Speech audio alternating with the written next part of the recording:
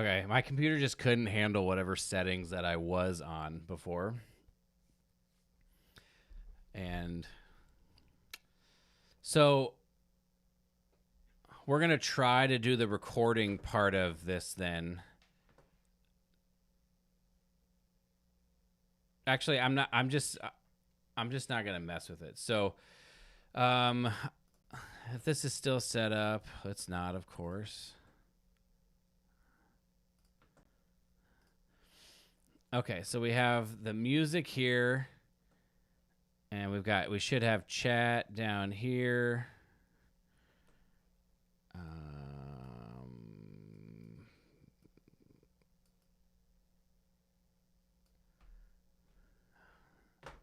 My mouse is about to die.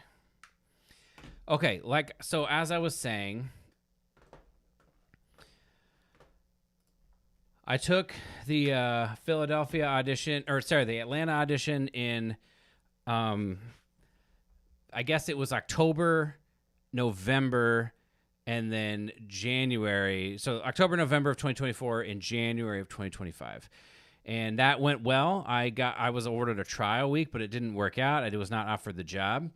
And so I used to go to all auditions being like, hey, I just want to win this thing, but I'm not feeling like that leads me to the healthiest mindset. So I'm trying to develop a plan and a goal that is not contingent upon me winning to feel like I was successful.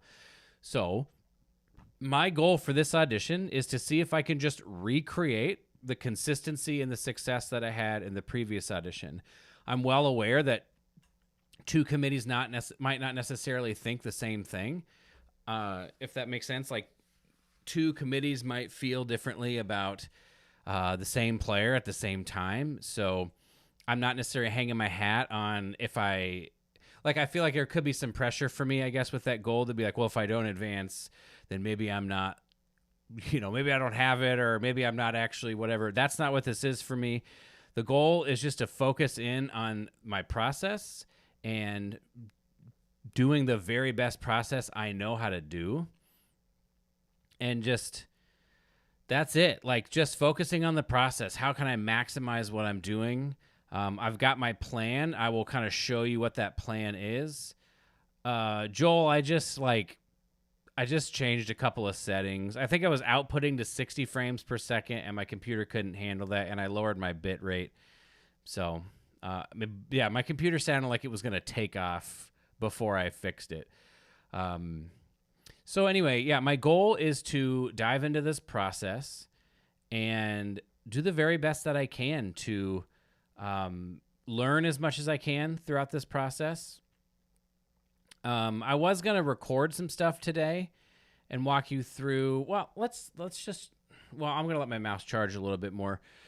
So what we're doing, I'm actually also trying out a new system of preparation. And this system, so over the past, like in 2019, I took an audition for Chicago, and I was trying out a system of preparation that was literally as simple as, what if I played more slow reps than fast reps? Kind of like in the gym where you do sets of more reps for like lighter weight, and then when you do heavier weight, you do fewer repetitions, mostly because like your body can't. But then also when you do the lighter repetitions, it's like you can focus on your form and fixing. I wish I could get the screen right here. I'll see if I can remember to look.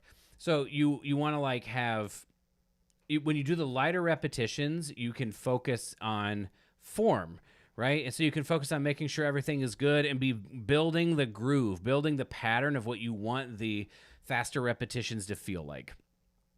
And so then you do the faster repetitions to get comfortable doing that, because if you don't expose your body, in a powerlifting sense, if you don't expose your body to that stimulus, then it's not gonna, then you're really not gonna be comfortable doing it, even if you've had a lot of great slow repetitions.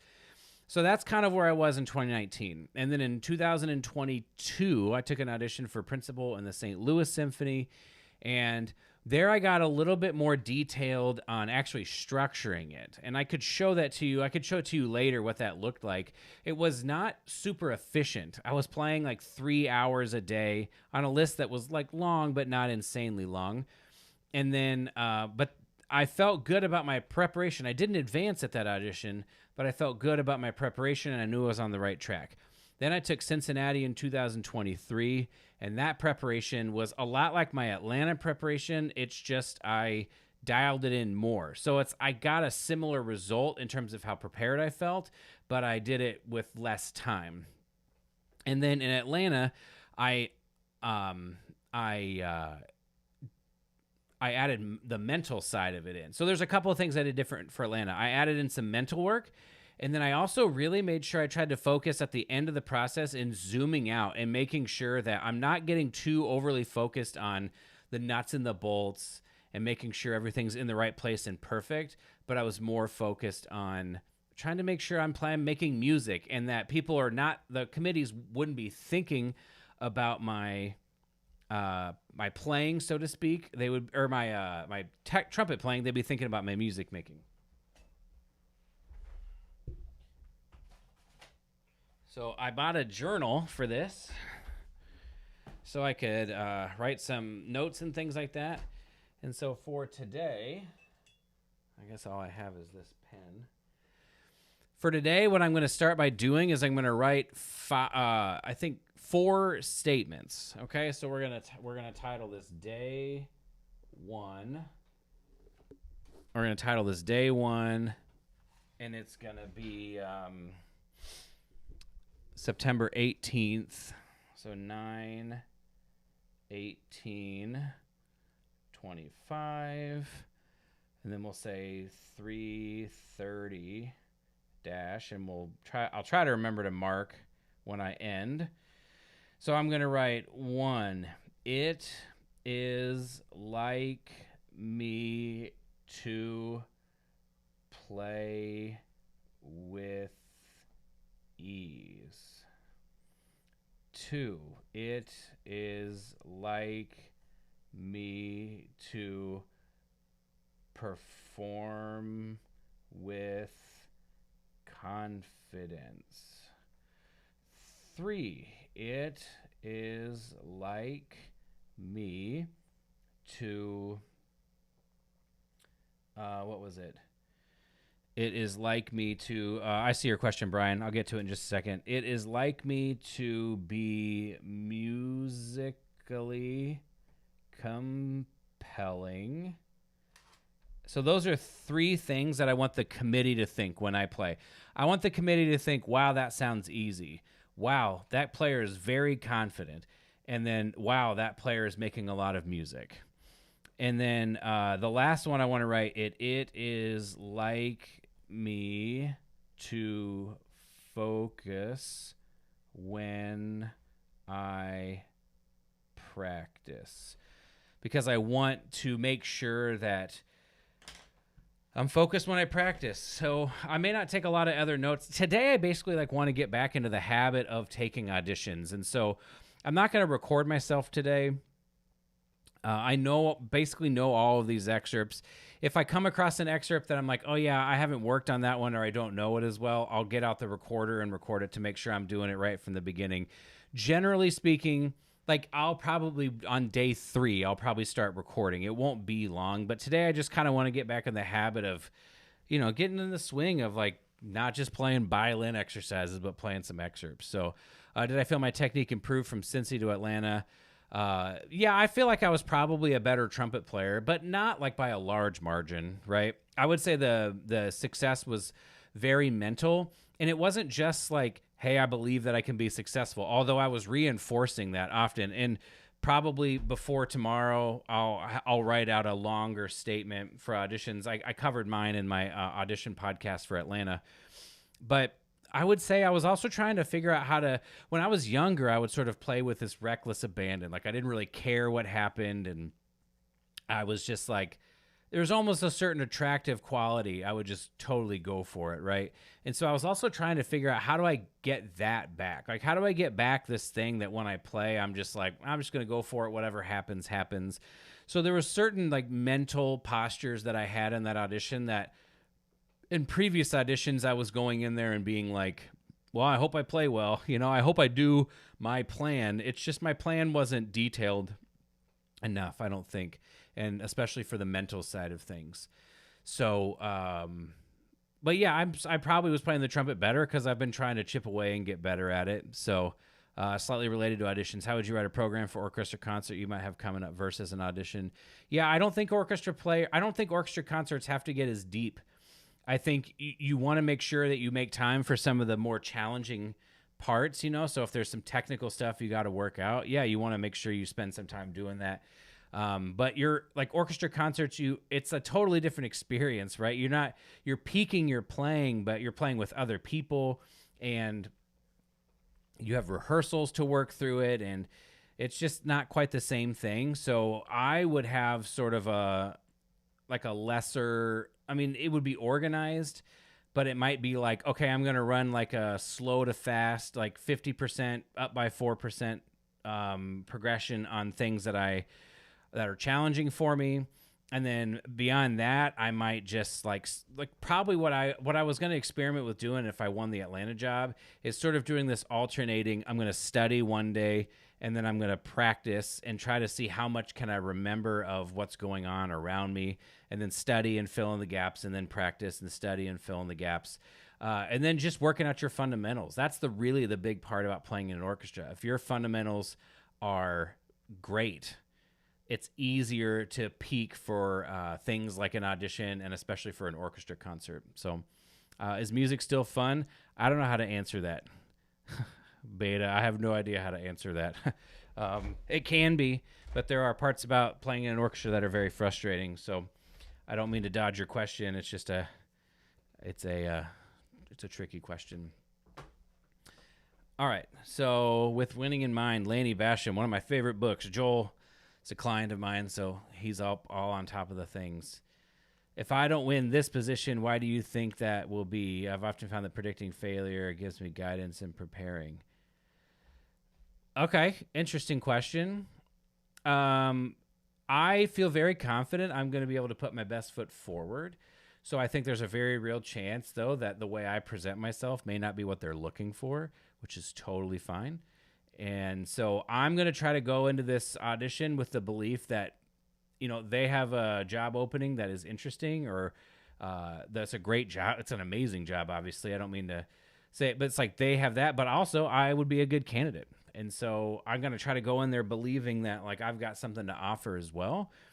And obviously save falling apart, and not playing well. I would say that if I'm just not what they're looking for. And I think that's kind of what happened in Atlanta. I played well and I did my thing, but ultimately I think they were looking for something else. So, okay, let's get started. So let's see if I can show you some of what I've got going on here. Okay, let me make a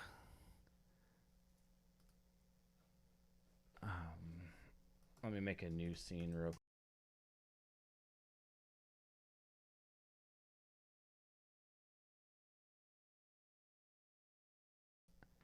Okay, you should be able to hear me now. And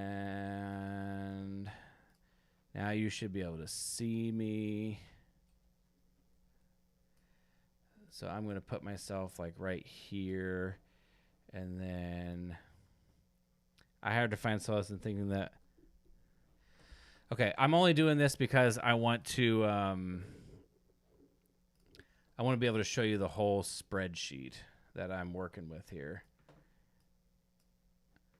Okay, so here's my program for this audition.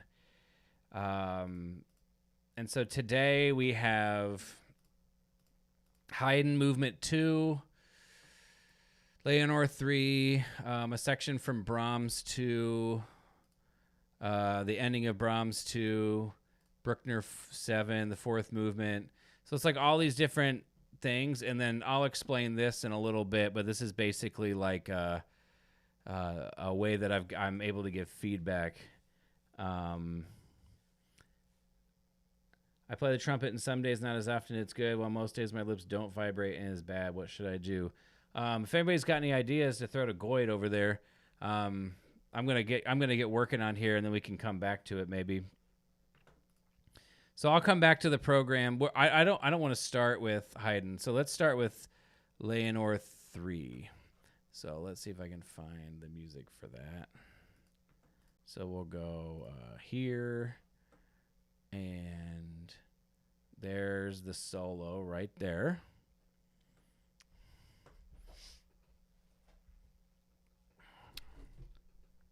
Okay, now I can see that chat is, we want to open up the bottom there.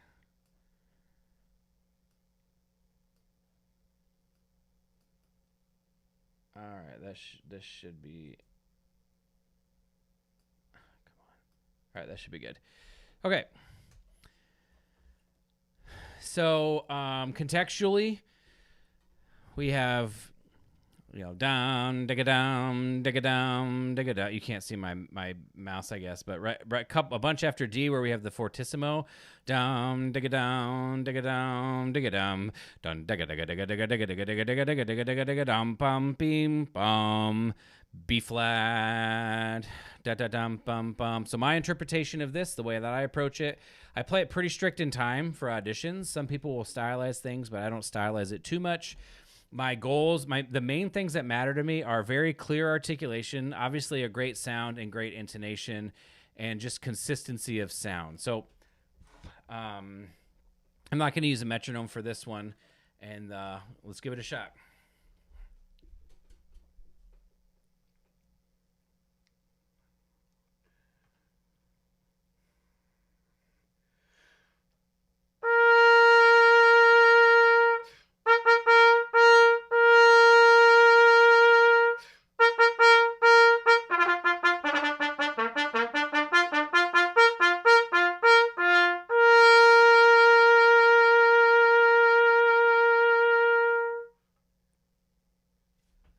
Okay, this is weird. I need to record myself. It's like I have no idea if that was good or not. Does that sound okay?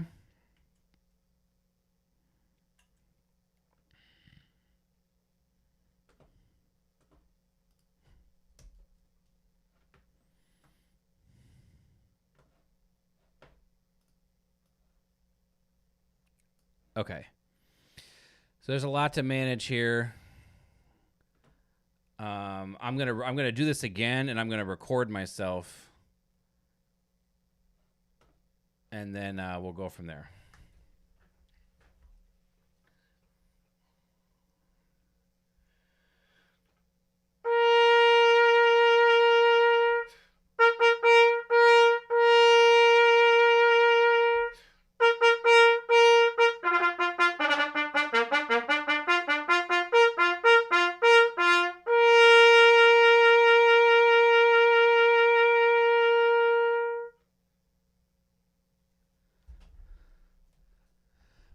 Okay, so now I should be able to go here.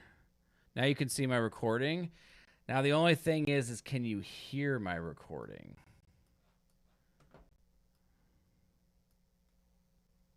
I usually chop this off, go here.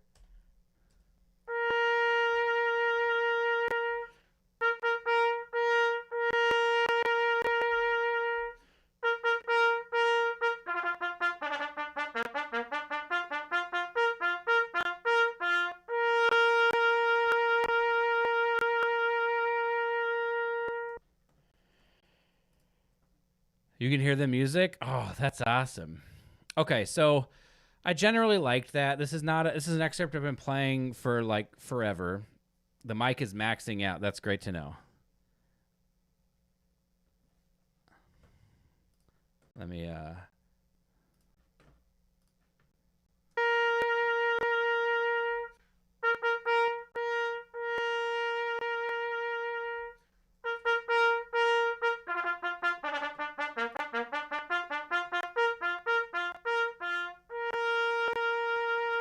Okay, hopefully that's better.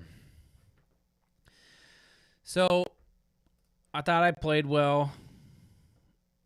Like if I were super nitpicky, so also like I had bad service on the phone. That's annoying. Unless it's like coming through. Oh, okay. One more thing.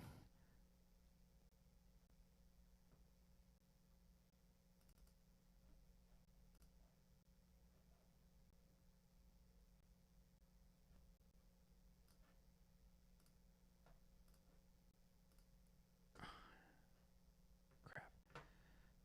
Audio input.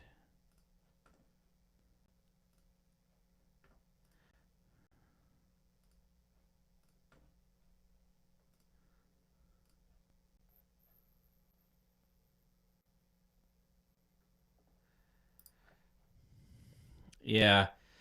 Yeah, what's happening is it's like coming through my speakers, right? It's like what you're hearing coming through my microphone, but you guys like heard me do it. This is for me to go back and listen. So I'll just leave the music up. Okay, so what I heard is I liked it. I feel like I played the way I want to play. I like the pacing of it. You want this to be dramatic because it's, the guy's in prison, Florestan or whatever's in prison, and this is like letting him know, hey, someone's going to come get you. So I think that's good. What I will do this time around, so I'm going to open up my program here so you can see all of it. So now I have this drop-down box, right? So I could choose no extra repetition, same tempo, slightly slower, slower, and much slower. And so I'll get my metronome out. I'm going to do slightly slower.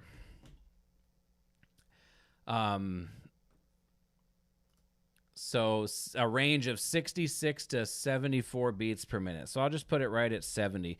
The reason why I'm doing this is I'll do one, maybe two repetitions of this. And the reason why is because I want to, hey, Patrick, I just want a chance to like tighten up some of this double tonguing, basically. So I'm probably just going to start. I'll do like a couple of repetitions, just isolating that part at 70, and we'll see what that's like.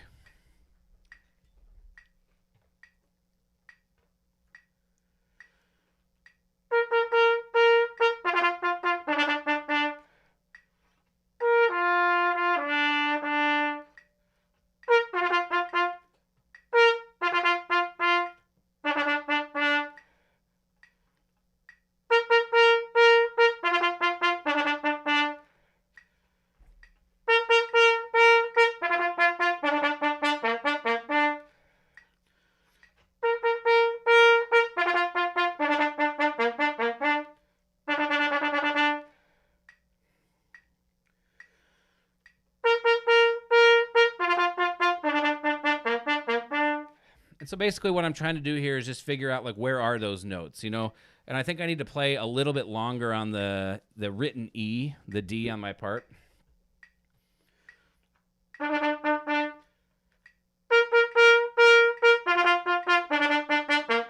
Yeah, to me, it's like I will record myself doing that again, but already I can tell that that's better. So like what I was hearing is that I was playing it a little bit too pecky and I wasn't getting enough tone. So now I'm going to come over here and hit record again. And then I'm going to record it at 70 while trying to, now I'm going to try to play I'm going to play the 16ths when I'm double tonguing them a little bit longer, and then we'll come back and listen.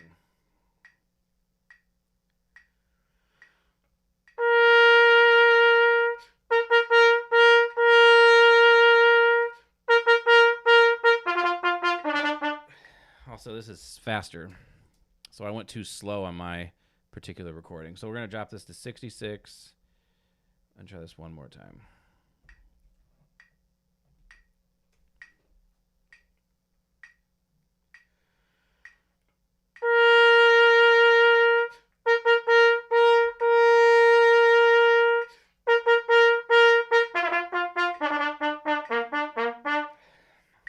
I'm sorry. One more time.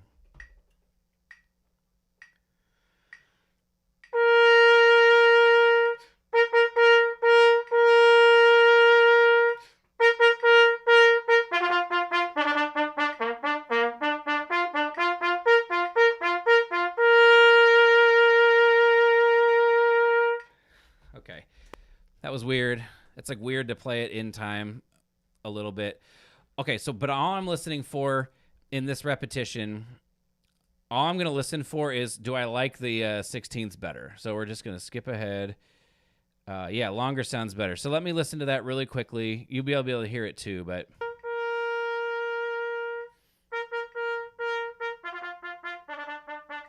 Yeah, that's better. And so I would get my trusty pencil out here. I'm going to write Leonore 3. And then I'm just going to write like a dash. And I'm just going to write something like play long on DT 16ths, double tongue 16ths. And that's just going to be a note for me. Next time I play Leonore 3, I'll come back and look at this. And I'm going to go, oh, that's right. I need to play long. This way, this is like how I would practice so that like whatever I'm learning on any given practice session is going to continue to build on the previous one.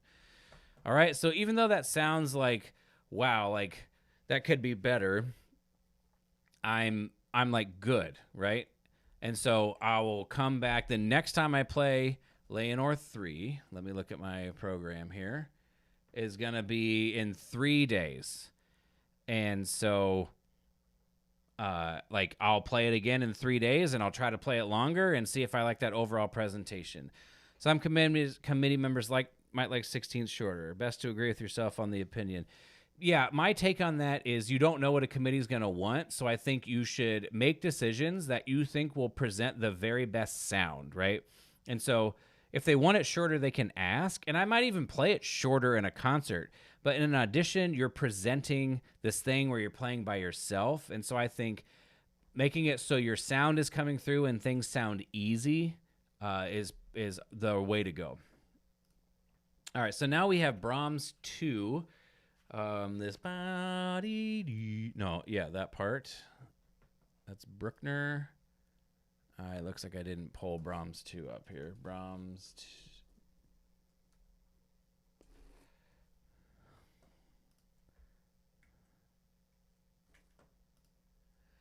Yeah, I know people have given that kind of advice, James.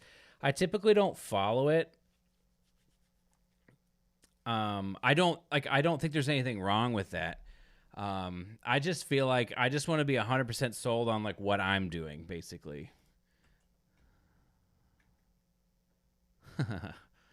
Guess you could go that way. All right, so we're at 282. So it's basically the top of this page here. Let me make it so you can see it a little better. So the top of this page to a couple before I, if I'm not incorrect.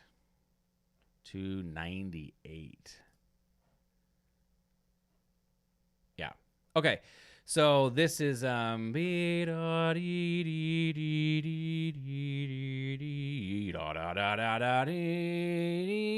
then we have. So the way I try to interpret this is my plan, and you guys can let me know if you're hearing it, you all. We have E flat, G, so it's very tense, very, very tense here. And then when we have the E natural, it's like slightly more tense, and then it's just absolute beauty, making sure that you can't hear any of the, like you don't want the articulation or the line to be broken by the articulation and the octave jumps. And then you hit the written E, and then this written D leads to the C. So that's going to be my goal. Musically, that's my goal. Trumpet-wise, it's to sound good. I'm going to play it with a metronome just because.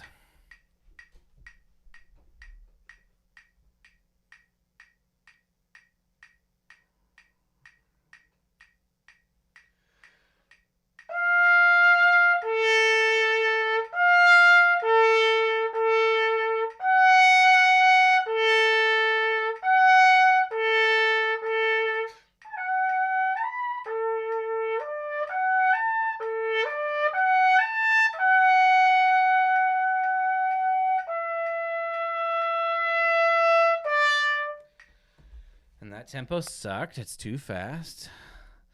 Like sometimes when I'm doing these programs, tempos matter, because a lot of this is guided by tempos, but that was too fast. So we're going to pull this back to like 116 for that. And then I'm going to say like slightly slower. So we're going to go like 104. We're just going to do that again. I feel like I know what I'm trying to accomplish in this excerpt. I will do, I'm going to isolate those notes that I miss, though, just to have a couple of chances to get it right.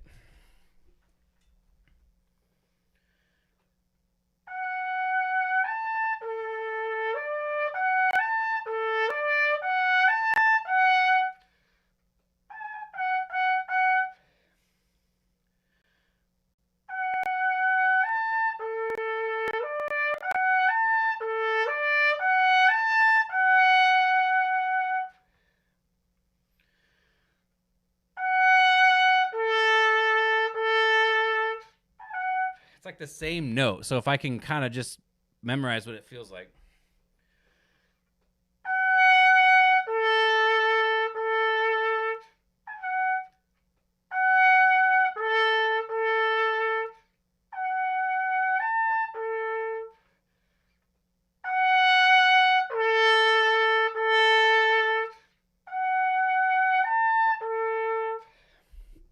Okay, so the solution I'm gonna work with here. So we're gonna write Brahms 2 is play piano full. This is a lesson I feel like I have to learn over and over and over and over and over again when I take auditions, is that I can't play too soft. If I play too soft, I just don't sound good. So I gotta remember to like play basically a full sound. So that's what I'm gonna be focused on in this next repetition. Can I play with a full, beautiful sound and let that be it?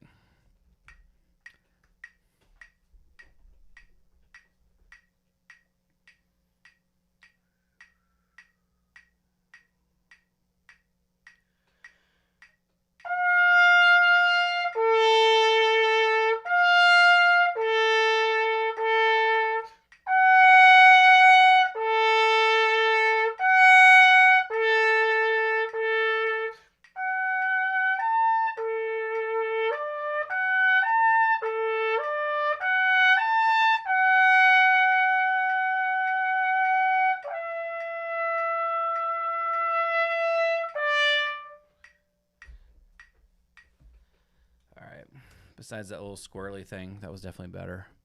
Let me listen back.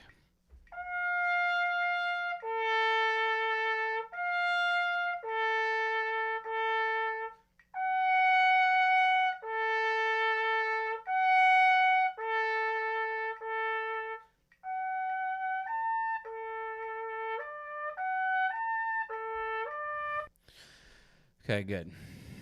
So I'm good with that. So again, right now, all I'm concerned with, I'm not like concerned with playing everything perfectly right now. All I'm concerned with is like reacclimating myself to the excerpts and then already trying to find some solutions for some problems so that when I move forward, I have better outcomes that will stack on top of each other, right? We're looking for sort of an exponential stacking here, all right? So now we have Brahms 4, the ending. All right, not Brahms 4. Brahms 2, 4th movement ending. I want to check my tempo on this again. So I've got 114. Da da da da dong da da ding dong ding dong dee dee da da dee da da dee da da. Yeah, I think that's a good tempo. Okay, so musically here, it's insanely exciting. So it needs to be very articulate. I mean, it's not going to matter right now because I'm going to play it with the metronome, but time is unbelievably important here. Like, time is super important. We can't be laid off these ties when the eighth notes come in, and it's like sort of you can't be late and early on the half rests. And then also we want to make sure we save a little bit of volume and intensity for when it goes to fortissimo on that second to last line.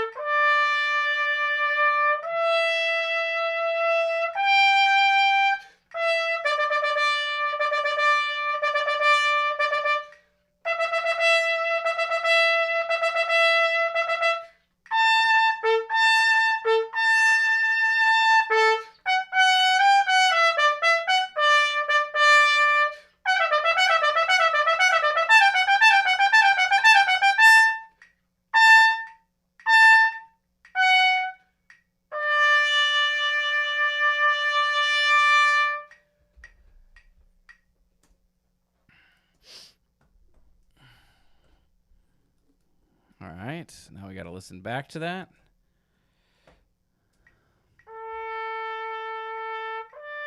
Maybe a little less vibrato right here.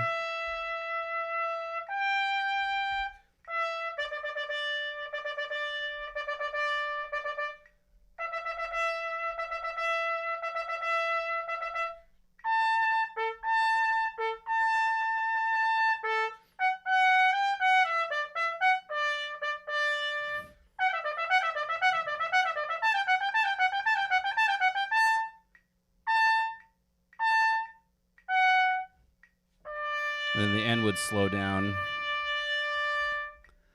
The end would slow down, but can't do that. So I'm not going to do another repetition of that personally because that was fine.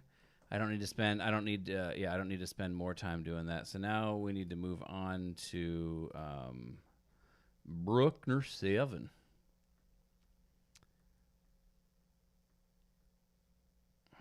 And then this epic excerpt.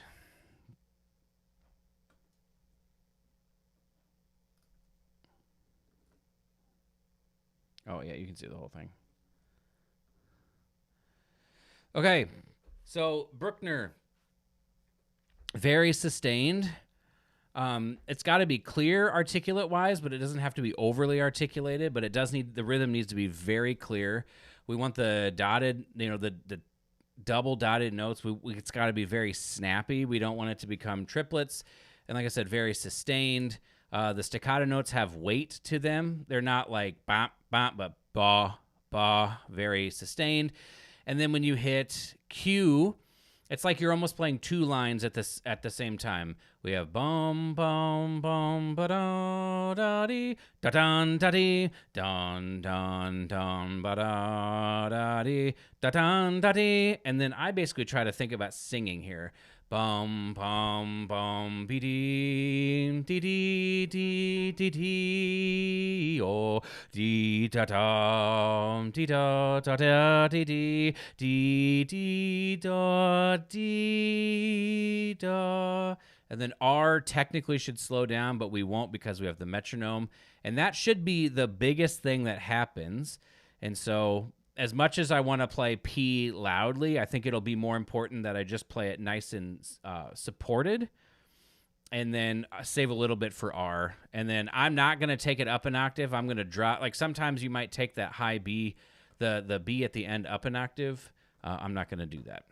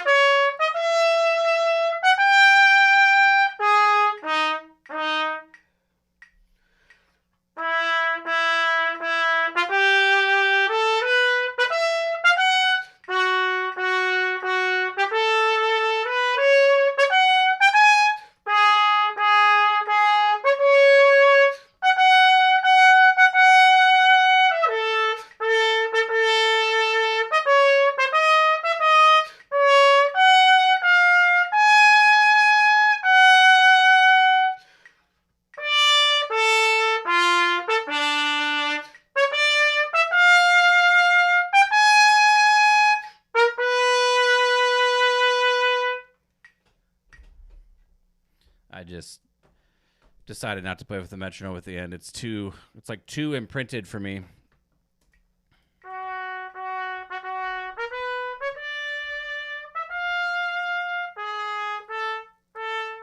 Oh, one other thing I like to do is we're going to throw a tiny bit of reverb on the stereo out track.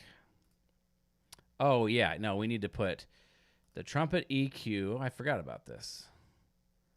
So horns, we need trumpet EQ.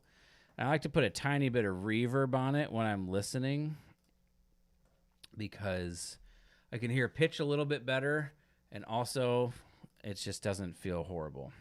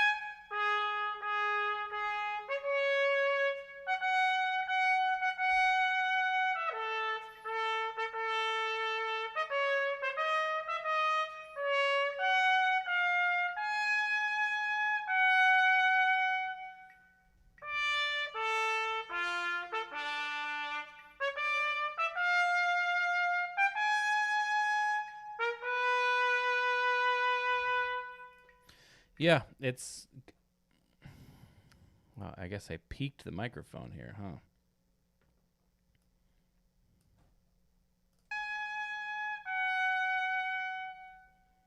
Okay. Yeah, I feel like the things that could be improved on that will just be... So here's like a thing that I think about with preparing. Joel says, you say not spend more time, so basically concentrate if you run into issues at a later point. Right. I have no idea what you mean by that, Joel. So if you could be a little clearer. But it's like, how many of these issues are issues and how many of them are... Because I haven't played this excerpt. This is the first time I played this excerpt in like... I don't think I played it for Atlanta, so this would be the first time I played it in years. So it's like, maybe I just need to like let some of the process work itself out, and I just need to do my very best. And so what I'm listening for is more, at this point, I'm listening for a little bit of that musical line, but more, is there anything that I'm not, like, that if I don't catch it now, I'm going to imprint it in a way that I don't want to. So I am just going to come to my program, and I'm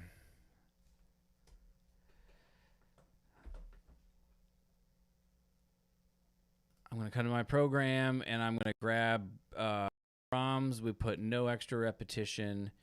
For the Bruckner, I'm going to do slightly slower. We're going to go at 75. This is just for a little bit of that resistance training.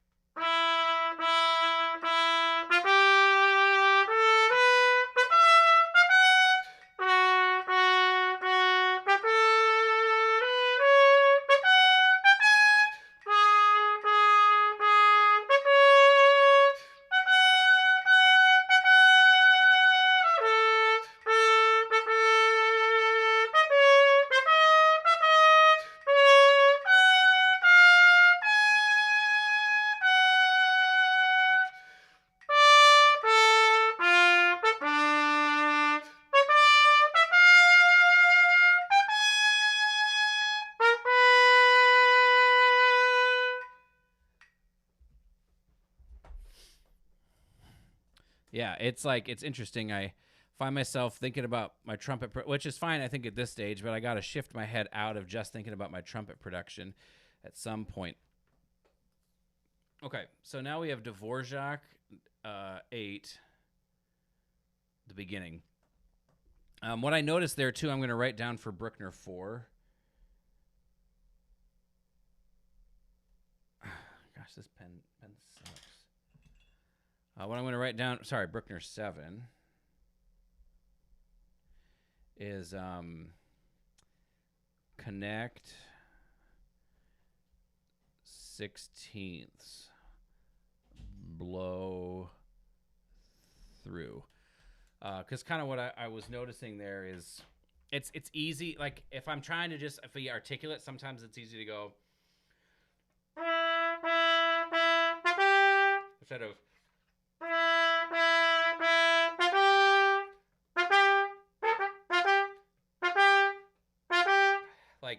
I'm trying to connect it more so it feels like a line that's moving forward rather than just tonguing really hard. Okay, so now we have Dvorak, fourth movement, 120. This should go by real fast. Here we go.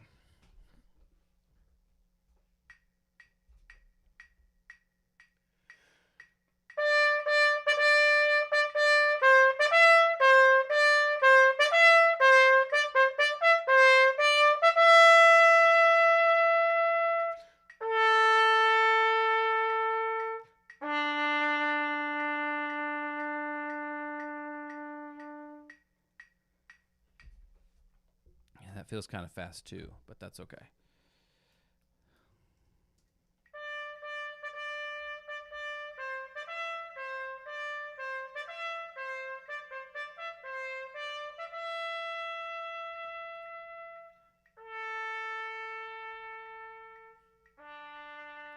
Yeah, I don't think we need to do that again. All right, Mahler 5 opening is next.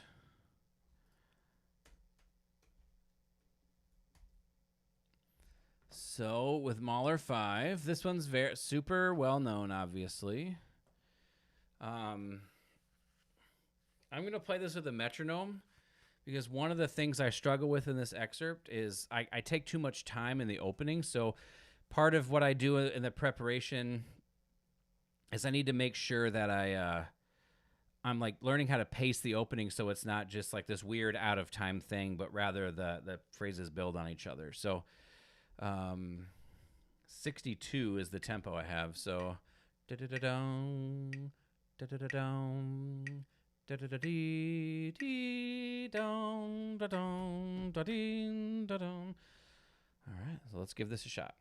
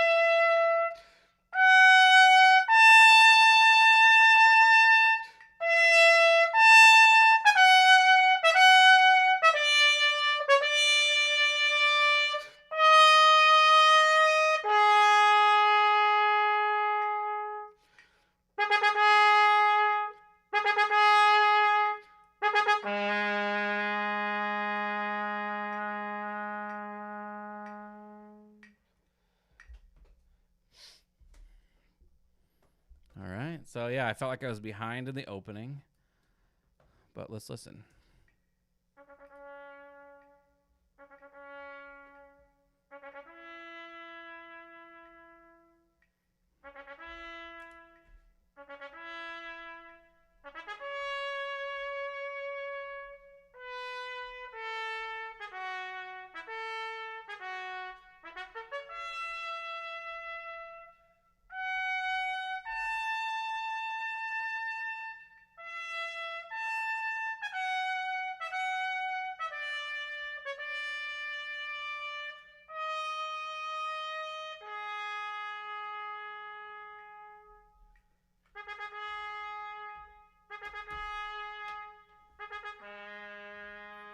A little flat there. Got to aim higher. So I do want to do that, and I can talk about actually how I work on it. I'm not going to record this actually, but I do want to work on it. So Mahler 5, we'll say slightly slower, and let's pick like 58. So to play in the low register, I feel like there was a question about that, but I don't see it in the chat. Playing in the low register, yeah,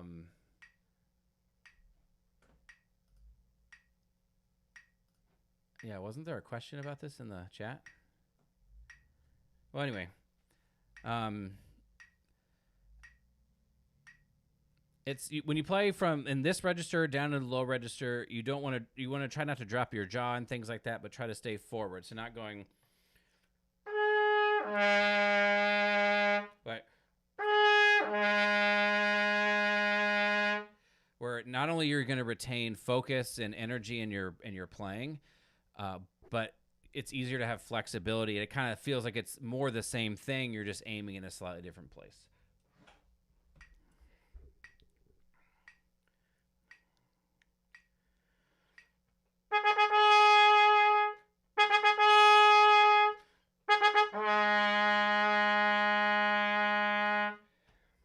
So I'm going to do that like 2 or 3 more times.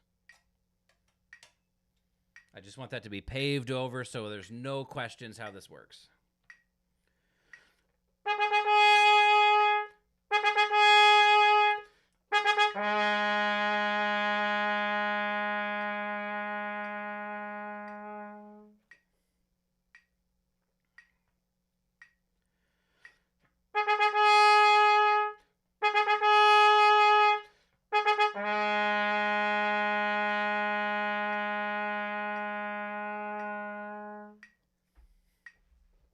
Cool.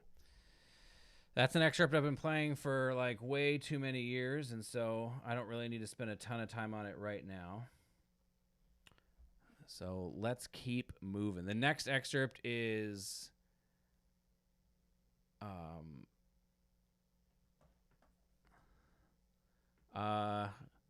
not that I know of, Joel, but I think it's the same kind of deal for me. Like, I'm not super concerned with what they're doing right now. I want to show them, like, this is what I have to offer. And if they like it, cool. If they don't, that's fine. So this excerpt is awesome. This excerpt is so much fun to play. It's very sort of operatic, so you're really singing out. Time still matters a lot, so I think I set my metronome for 108. I'm pretty sure that's my tempo here. Yeah, 108. You want to lean in where the sforzandos are and make sure you're bringing out the accents and all that. And then I'm going to slow the metronome down by about 20 clicks. 1, 2, 3, 4, 5, 6, 7 before 11, so that I have a time there. And I'm just going to sing my heart out here like everything is going wrong in my life.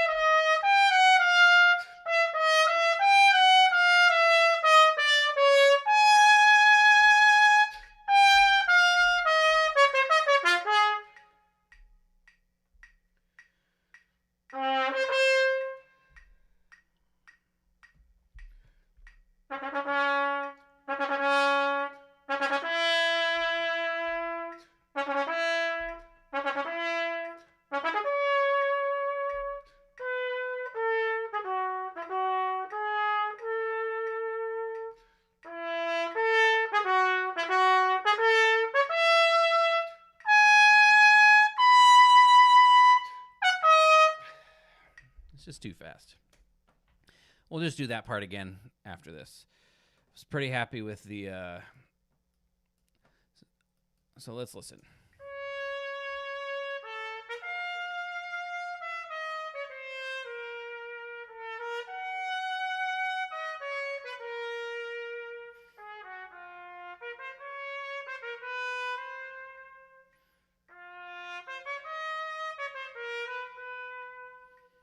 I like that.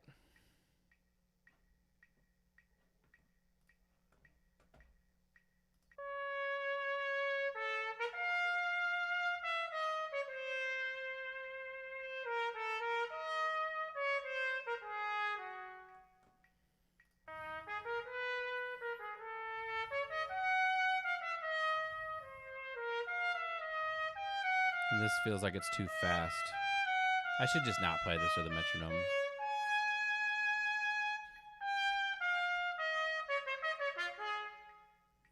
And then we're just going to like ignore this. I'm going to redo this ending here. I'm just going to play it the way I like it.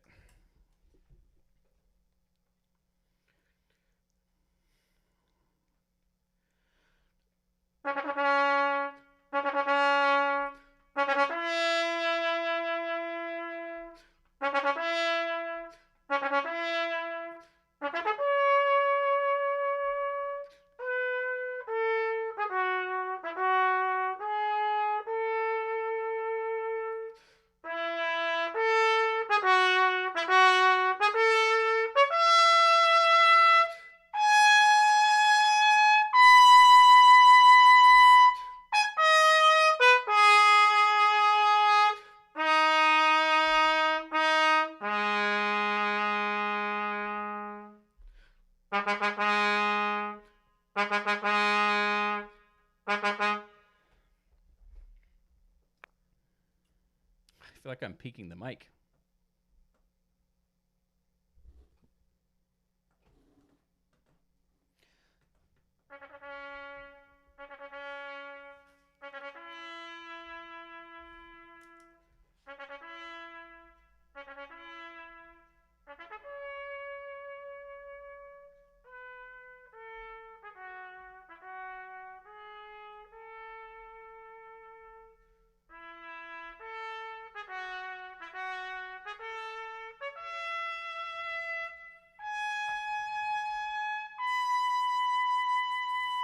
It's pretty good.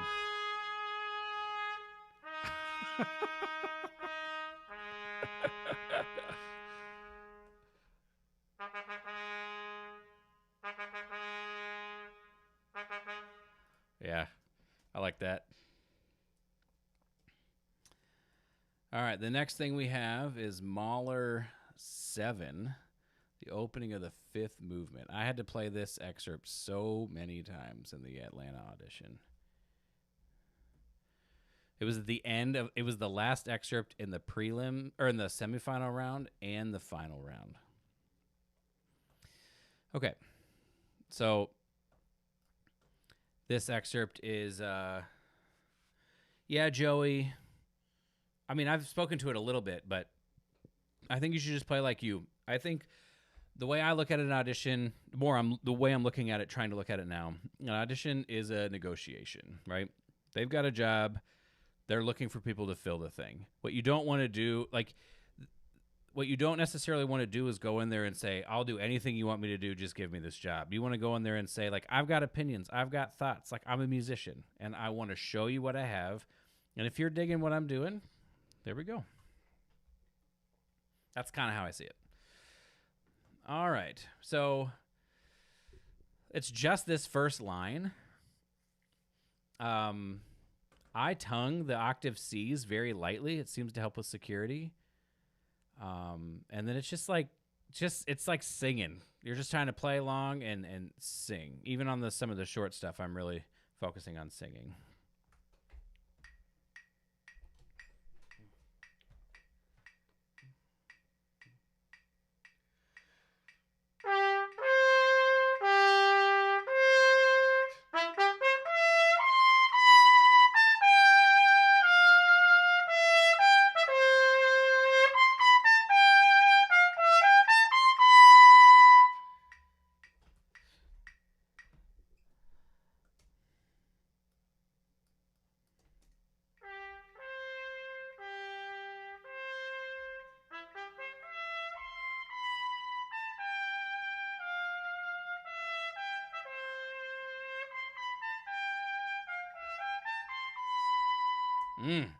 I like that.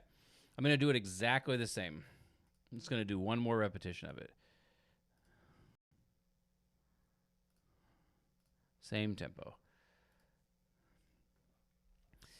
Yeah, so obviously, like, the first couple notes, like, I got them, but they weren't, like, super clean articulations, so I definitely want to focus in. So for me, I'm not going to, like, practice that. It's just a focus thing, and I want to make sure I'm hearing deeply in my ear what do I want to sound like there.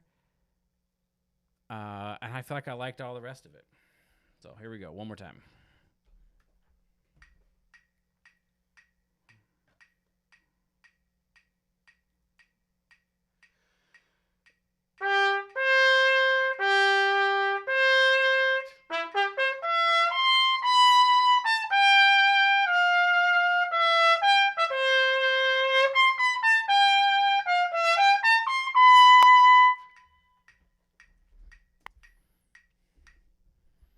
Brought to you by Venture Mouthpieces.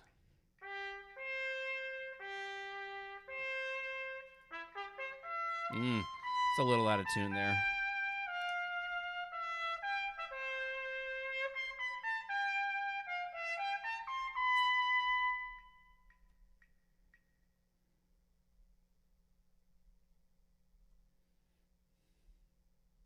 So I'm just writing Mahler 5, Mahler 7 fifth, just writing check intonation. Okay, great. A Piccolo excerpt.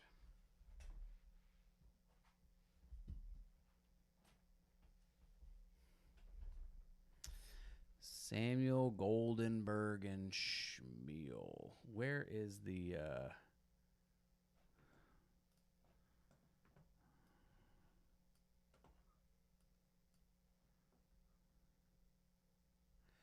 Okay, so when I do Goldenberg and Schmiel, I split it up into two excerpts in my. Oh yeah, Joe, I've loved this the process with Venture. It's been really enjoyable. So when I do this excerpt, I do it in two sections because the tempo changes in the middle, and it also saves me from blowing my face out trying to go through the whole thing. So I will just go through the whole thing later in the process, not too worried about it. My strategy for this excerpt is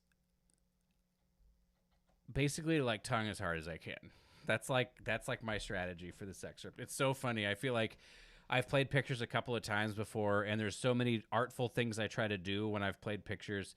And the most amount of comments I get are, "Wow, your Goldenberg and Schmiel sounds good." And it's like on that, I'm just tonguing as hard as I can.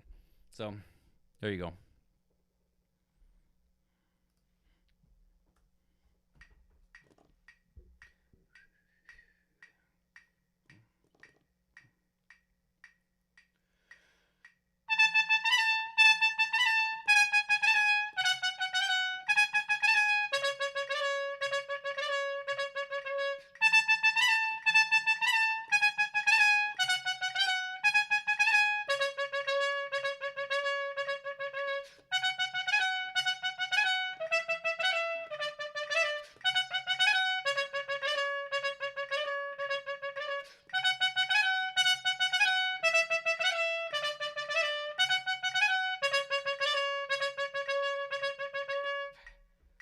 Man, this stupid valve.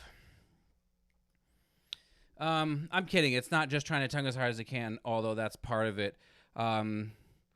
Really, like what I find difficult about this excerpt is the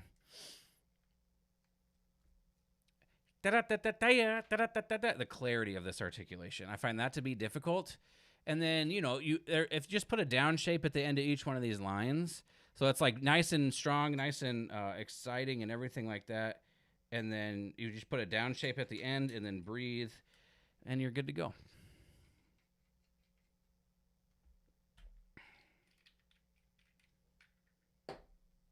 All right. Let's just do that again. So I guess I should listen to it. It also feels slow to me. Oh, that's because it is slow. Oh, it's really slow. I went to 112 instead of 122. All right. It sounds like what I want it to sound like minus my... That's my articulation. So let's just try it again at the actual tempo.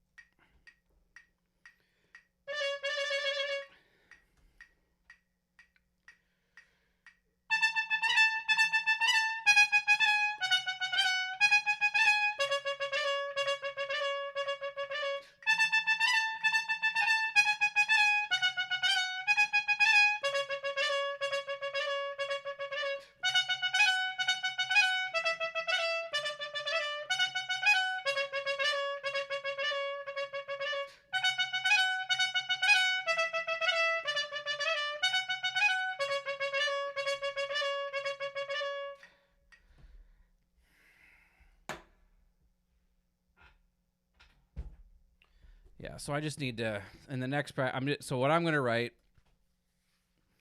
now that I've actually played it at tempo, I'm going to write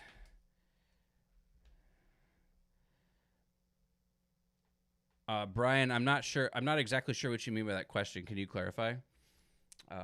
Goldenberg first. I'm going to write get some slower reps. Like, I feel like the style, I understand the style. I like how I'm sounding. It just needs to be cleaner, so I need to get a couple slower reps on that. All right. So again, like, you may like watch me practice this right now, and you may be thinking to yourself, like, oh, like he's just like going straight through it. Well, that's because I'm at the beginning of the process. And again, I'm not trying to solve every problem right now. I'm not even trying to prove to myself that I can play everything, because I don't have to play everything at whatever level, at whatever tempo today. What I need to be able to do is I need to be able to play at whatever level, at whatever tempo on October 28th, right? So I'm not too concerned at this exact moment if everything is going exactly the way I want. Oh, that's a good question. Like, I probably personally feel like I'm trying to use the same air and I'm just tonguing. So like,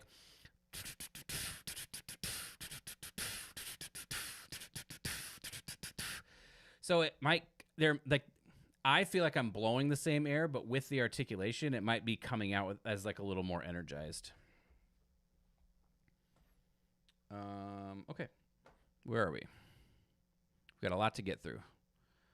Ravel Piano Concerto ending. Okay, so this is like the first excerpt that I have listed here that I am going to play at a half tempo. So the way that I've broken these excerpts down is in 3 categories. The first category is A, and it is excerpts that I want to start practicing, like start the process of practicing at half tempo. B, excerpts that I want to start at 75%, and C, excerpts that I can start at 100%. So this is one of those excerpts, these technical excerpts that I really like to start slowly so I can drive home really good habits. I've got multiple repetitions baked into the program itself. And so this will be, oh, come on, no. This is going to be a great example of like, I won't be just blowing through this for sure. So Ravel, piano, ending. Okay. Here we go. So this is the da-ga, da-ga, da-ga, da-ga, da-ga, da. I'll even put the 8th note click on just so I'm good in time. So my goals here right now are to make sure my air is the thing moving everything, right? I don't want to go ta-ka-ta-ka-ta-ka-ta when ta-ka-ta-ka-ta-ka-ta-ka-ta-ka-ta, and then it's all leading towards the end. And then ta-ka-ta-ka-ta-ka-ta-ka, ta-ka-ta-ka-ta-ka-ta-ka-ta. I'm really trying to keep everything moving.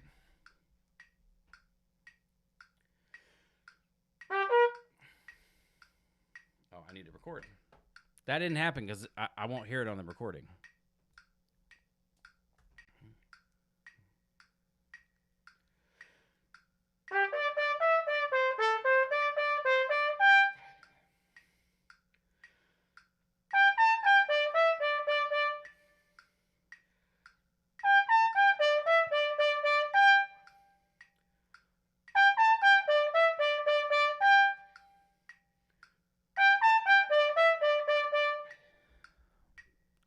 2 2, 3 2, 4 2.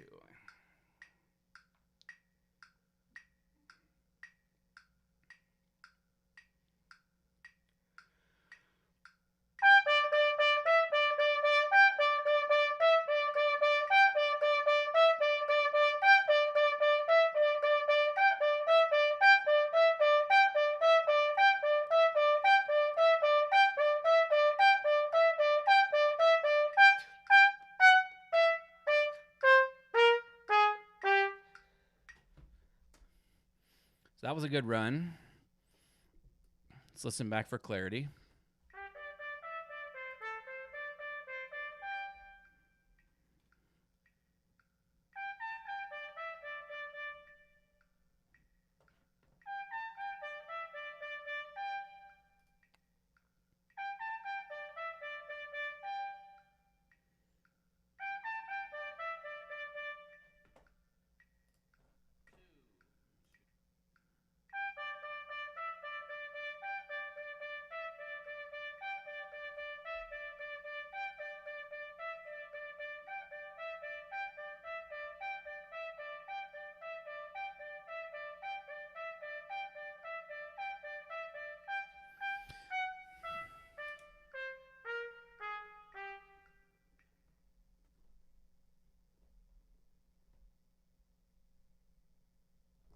Yeah, so I could grow more into that last dun dun dagga dagga dagga dagga dagga dagga dagga dagga dun dun.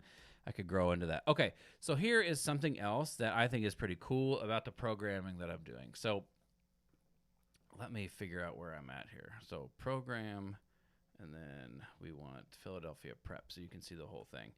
Okay, so you can see I had, like same tempo, slightly slower, all that kind of stuff on here. But now, instead of that, I've got too slow, just right, and too fast.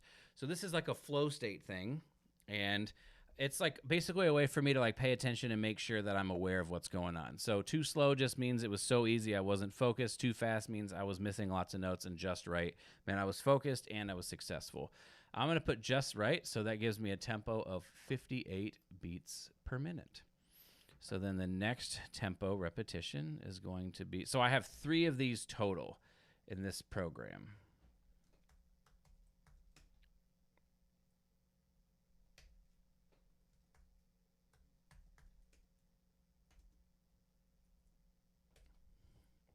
So 58.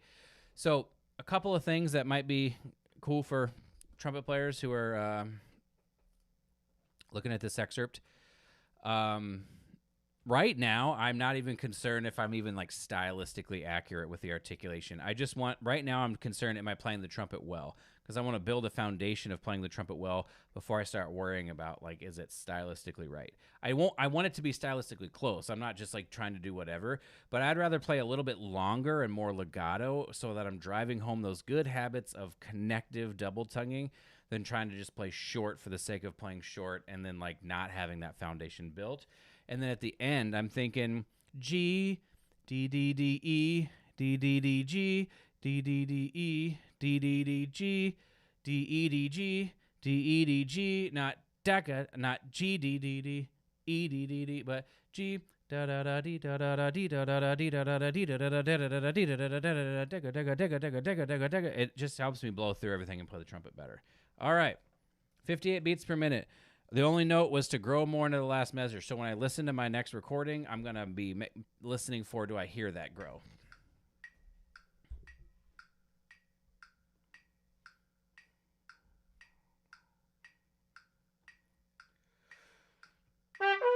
Ah.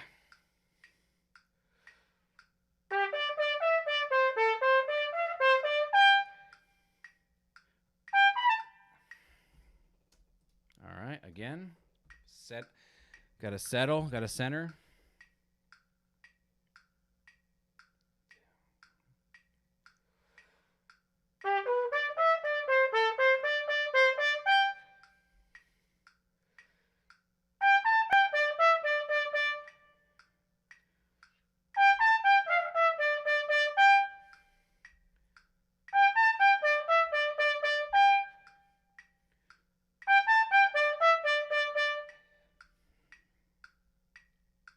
I'm only going to wait till 4 here.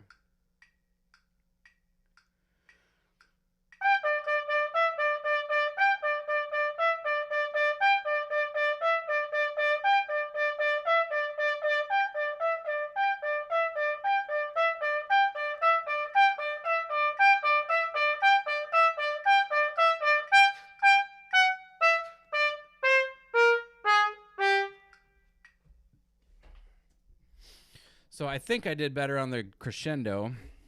I obviously had a few more missed notes, so I'm going to do a little bit of work in between that. Yeah, like that first note keeps getting me.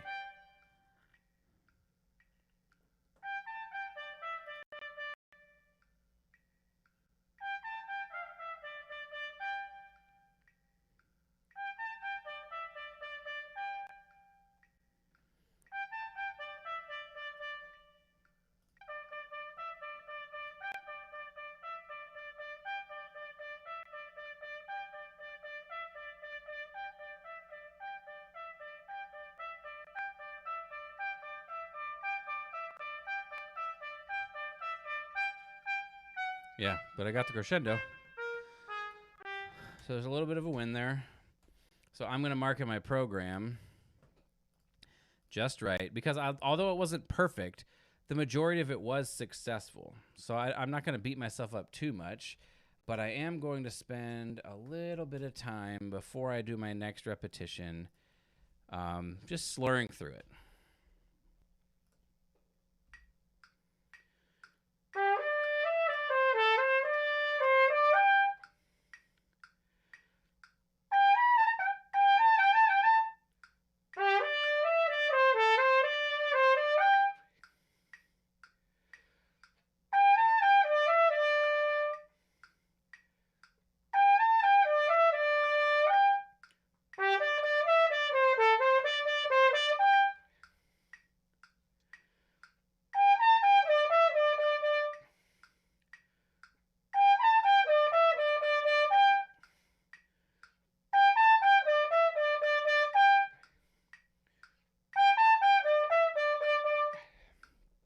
So now I'm going to just play very legato for probably like 3 repetitions. Uber, uber, uber legato.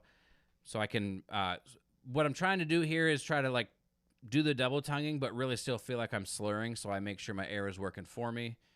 And also just trying not to like overdo it. Trying not to necessarily like, oh, I'm going to put these notes where they go, but just like play the line.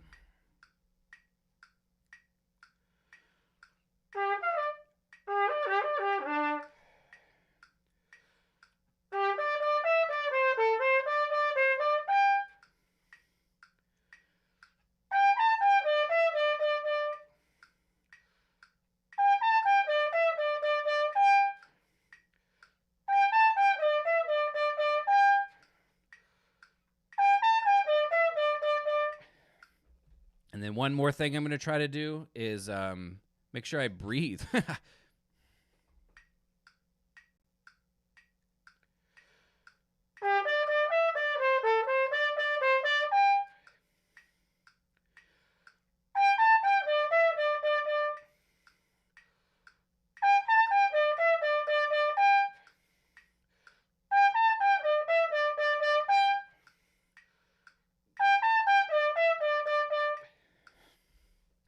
Yeah, it is, Alan. Yeah, breathing is good. That's like I can find myself sometimes like, am I even playing the trumpet with good? Gosh, I'm not even like sitting well. Like this chair sucks to practice in, but sometimes I find myself just barely breathing enough to make the trumpet go, and then sometimes I wonder like why are things hard? All right, so 60 beats per minute. Let's see if I can. There we go. Now I can't lean back.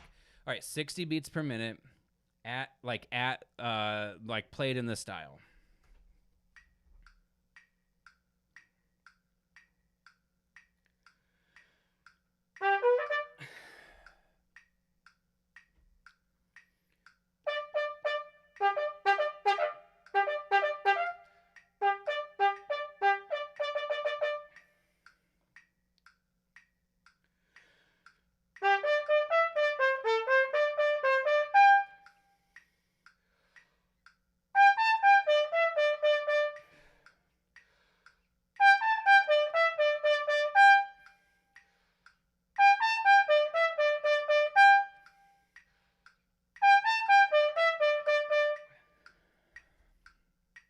Maybe someday I'll get that.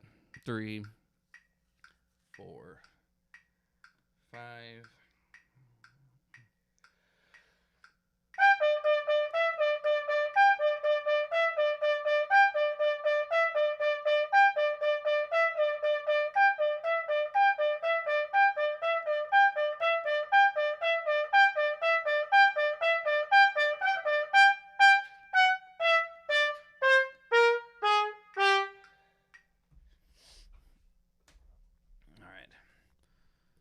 Yeah, so now what I'm going to do, because obviously I keep messing that lick up, right? So I'm going to write Ravel piano ending, find solution for first measure. The reason I'm writing that is because obviously I'm messing it up, but I'm not going to stick around. I'm not going to spend all day here just like hammering that out. I'm going to fix it a different day. But it's also saying like find a solution for, like, there is a solution for this. I can figure this out. I just need a little bit more time. That's it. Okay, next is going to be what looks like Pines off stage. So I'm going to play I'm going to play this with the metronome today.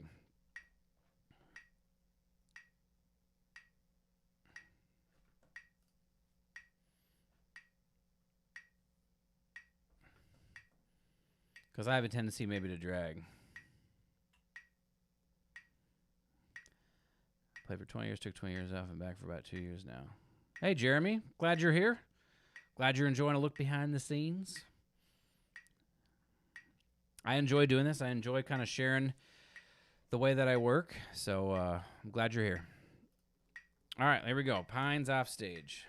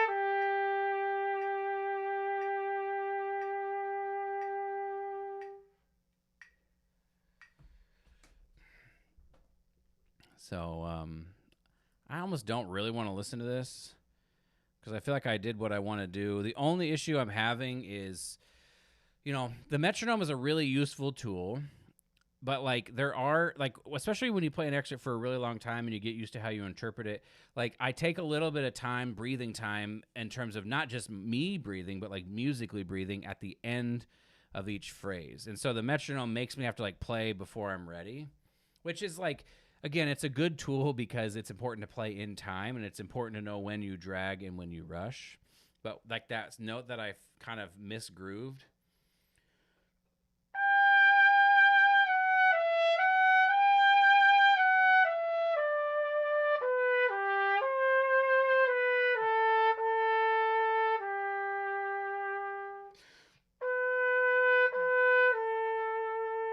I could just make it a little bit more special. So I'm not going to do another repetition of that. I'm not even going to listen to my recording right now. We're going to keep moving. Oh, yes. All right. Where are we? Scheherazade, fourth movement. Here's where the fun begins. All right. So the metronome is supposed to be at 47. So it would be... I'm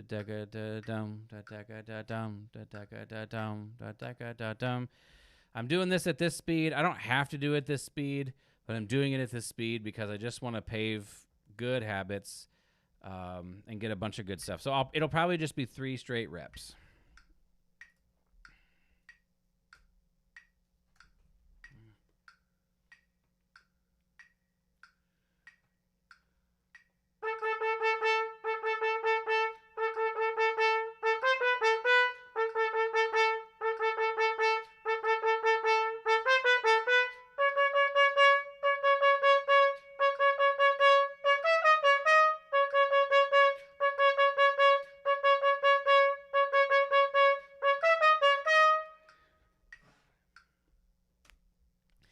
one thing I already can tell I want to do is have a little bit more perceived or felt connection to da da da da da da da da da da, like keeping that open-ended.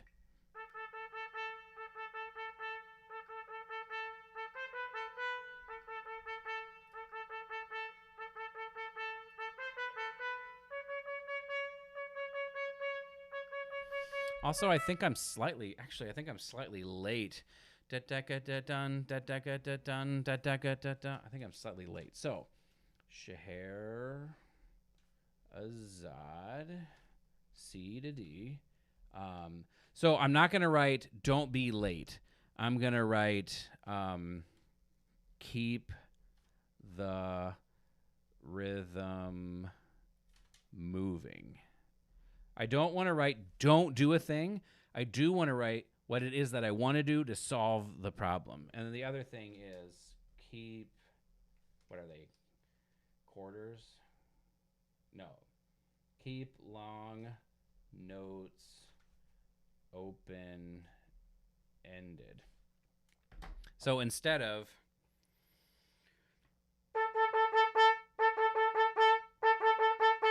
it would be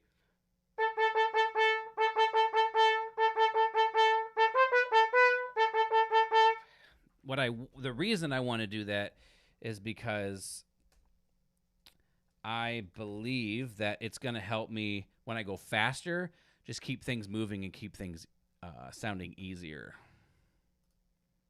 All right, we're going to hit just right on the program. Now we're at 49 beats per minute. And let's do it again.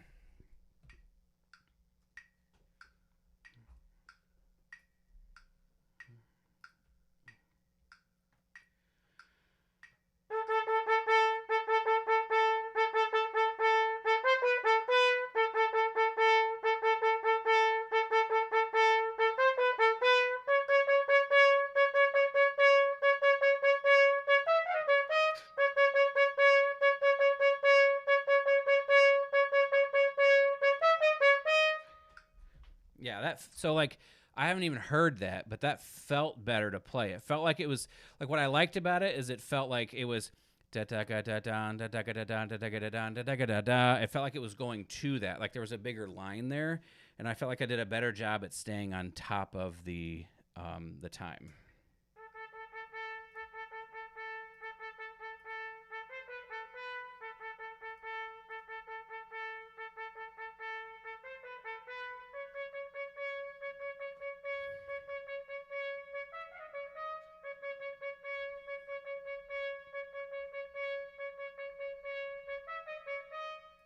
Yeah, I like that. Miss note, don't care about that at all. I also don't necessarily care about going da da da da da da da da da. I'm just trying to build this bottom layer, and then I'm going to build like the more of the stylistic elements into it a little bit later into the process. So I know this is like different than what some people say. It's like you want to get the music in there right away. I don't think about it that way. I think about as if you're building a house. I want to build a good foundation so that all of the cosmetic stuff I want to do on it to make it interesting to look at and to be in and to habitate is built on that good foundation. All right, one last repetition here. Gosh, we still have so much left.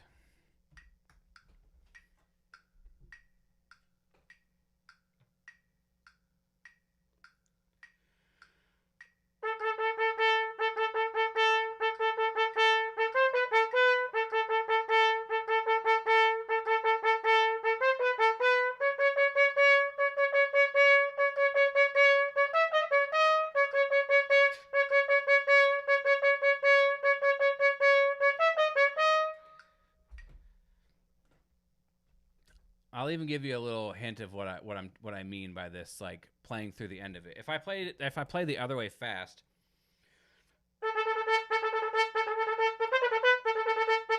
instead of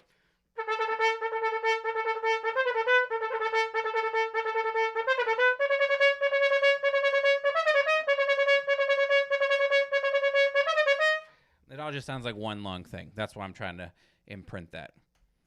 All right, I have 3 repetitions of this Scheherazade stretto. So this is the ending. I don't know if I want to do 3 repetitions of this. We'll see. Okay.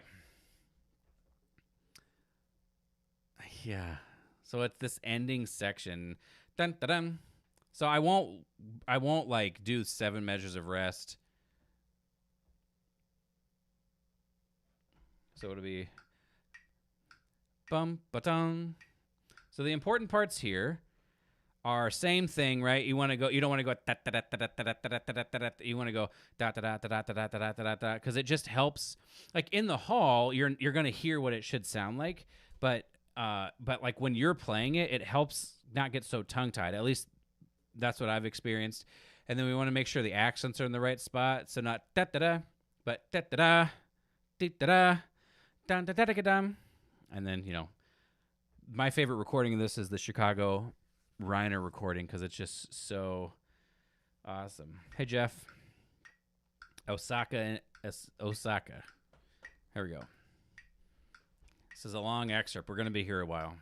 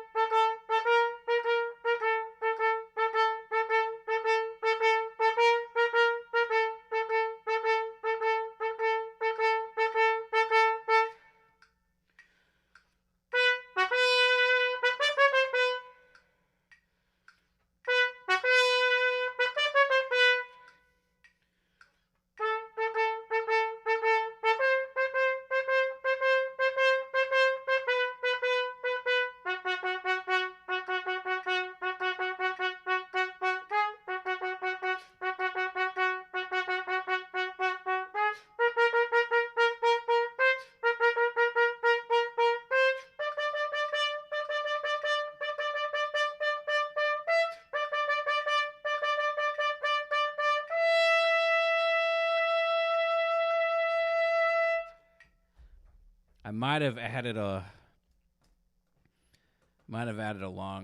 one too many things in there. It's like hard when you're going that slow. Okay, I'm gonna listen back to some of this. Yeah, so I can dig out that bottom note just a little bit more. Dun da dun. Ding da dun. Scheherazade. Stretto. Dig out low note. So it's even at this slow tempo, it's coming across.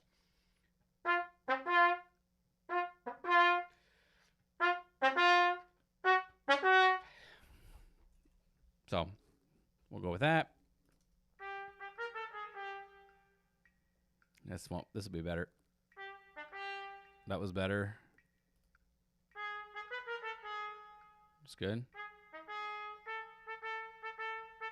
Yeah, and like I don't know, I feel good about that. So we'll put that just right. We'll put this at just right. Now we're gonna go 55 beats per minute. Let's just do it again.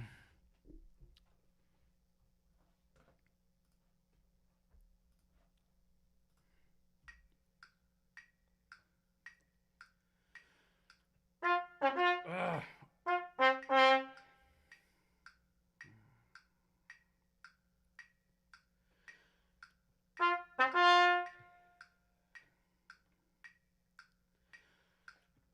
That was better.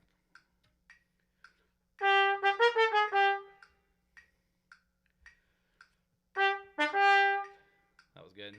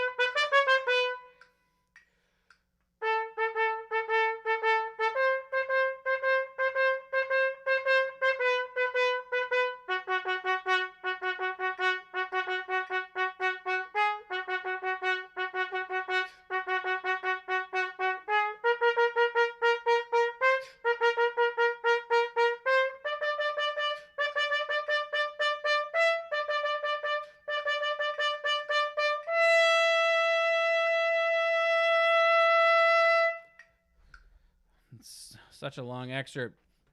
I've never, ever seen this excerpt on a list before. I'm not going to worry about it. Let's get our last repetition in here.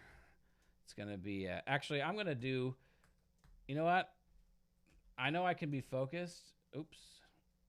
I know that I'm focused and all is well, but actually, so in my program, I'm actually just going to write too slow. Like I kind of want to get it a little bit faster, a little bit sooner, where this is like going to be a little bit more challenging. So now instead of doing 57, I'm going to do 59 beats per minute. Hey, Michael. I appreciate you watching.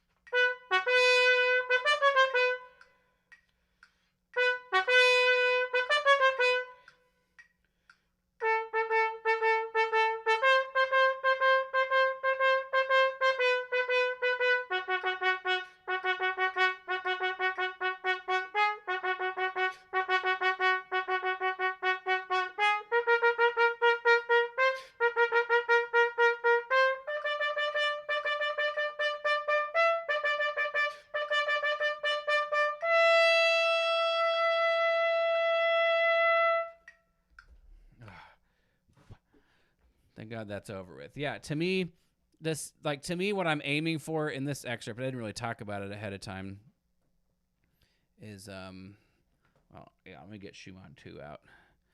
So what I'm aiming for in that excerpt is, I'm really trying to show the groupings, actually. So I'm not just trying to go, da da da da da da da dum. I'm trying to go dun da dun da da da da dum. Ding da dun da dee da da dum. So dun da dun da da da dum.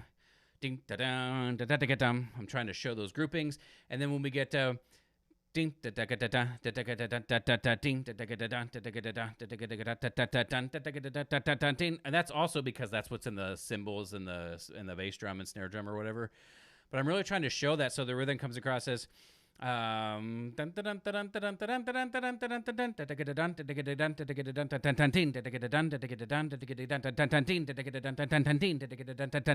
all of this rhythm is coming across super, super clear. All right, next, Schumann 2. This is an excerpt that I feel like I finally got kind of figured out when I was doing Atlanta, and what I've learned is that when I see pianissimo at the top of this, I'm like, oh, I gotta be scared. But it is a fanfare, and so it doesn't have to be hidden. So it just has to be a soft color. So I'm gonna aim to play a soft color and not a soft sound. That's my goal with this.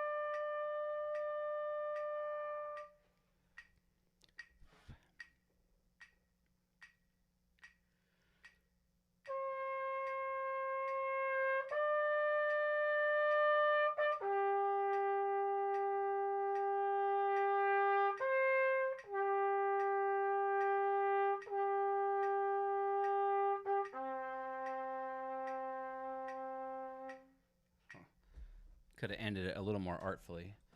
But that's not bad. That's like if you also want to think about auditioning as like a process, right? That's like a win for me to have my first Schumann 2 after I've been playing for. Oh, my bad, Albrecht. My bad. Sorry about that. It's, after playing for an hour and a half or whatever of excerpts, to be able to play Schumann 2, it goes well. But also, that's like the best Schumann 2 has ever gone at the beginning of my process. So that's a win to me. There's there's room for improvement. There always will be. But I'm just going to write. I'm going to do slightly slower, actually. And we're going to do 68. I'm going to do it again because I want to drive home those good habits and build confidence in this. So we're just going to go a little... Oh, I should listen to it.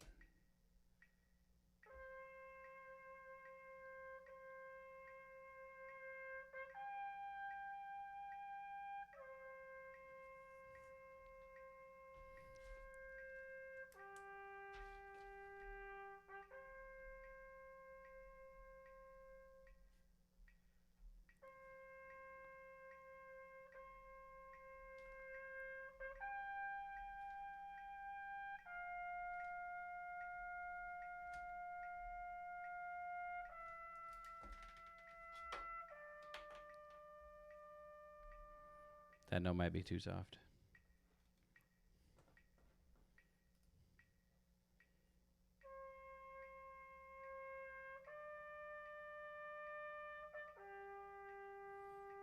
Yeah, I'm going to chalk up.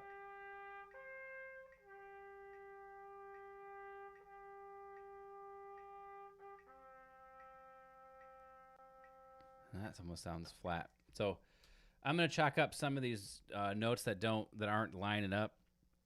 I'm going to chalk that up to fatigue today and not really worry about it. If it keeps plaguing me, I will deal with it later. One thing I noticed too is I'm making a little bit of like a swell right before the 16th notes. I'm going ton tom pumpy, but I don't want to do that. So that's something I'm going to aim for not doing in the next repetition, so I can hopefully avoid that. Let me just make a note here. 68. Okay. One more rep.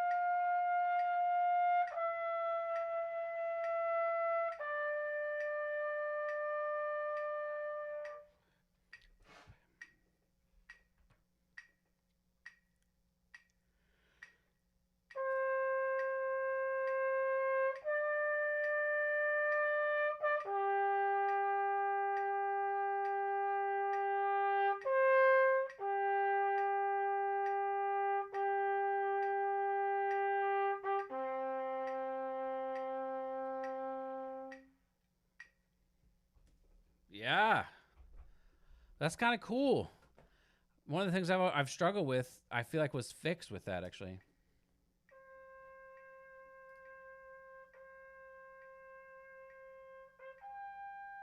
Yeah, that's awesome.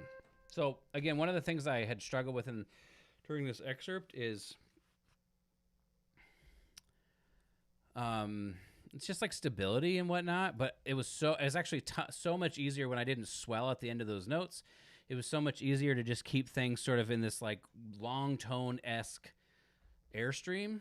And so, boom, I'm going to put a star next to this one. That's like a good solution that I got to focus on and make sure I'm thinking about every time I play that excerpt, so that can just become the way I habitually do it. Okay, next excerpt. Boom, boom, da da da ding dong, dee dum, boom, boo ding dum.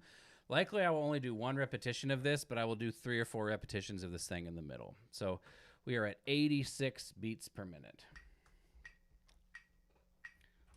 What I'm looking for here is simply to get these accents to pop nice and quirky, nice and weird, nice and singing in the middle section. You just want this to feel like it's just out there.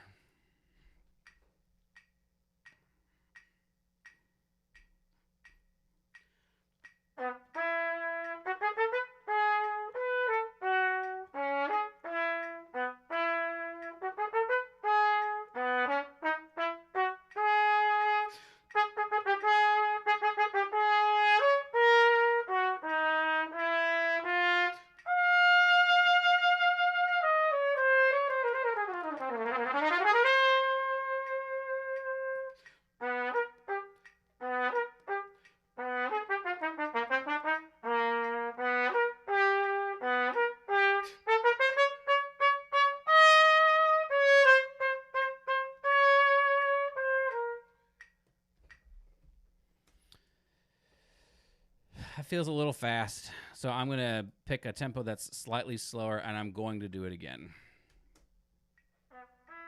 Yeah, that first note was terrible.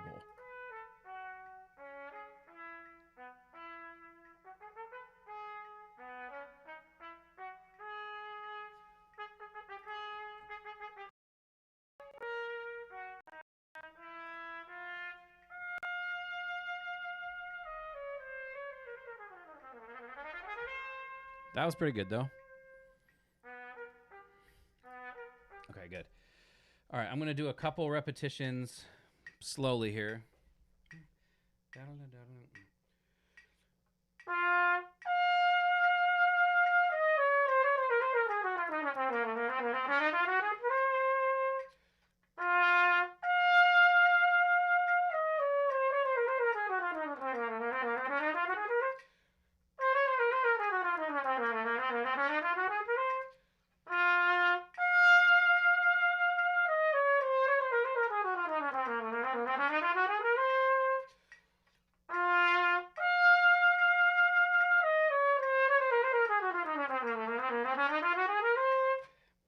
And so one thing I find very helpful, again, in this kind of thing is, tell Jen hi for me, Patrick. One thing that I find really helpful when I do an excerpt like this, and I have technique like, I mean, it's really any time, is I'm thinking about the groupings. And so the groupings for this would be...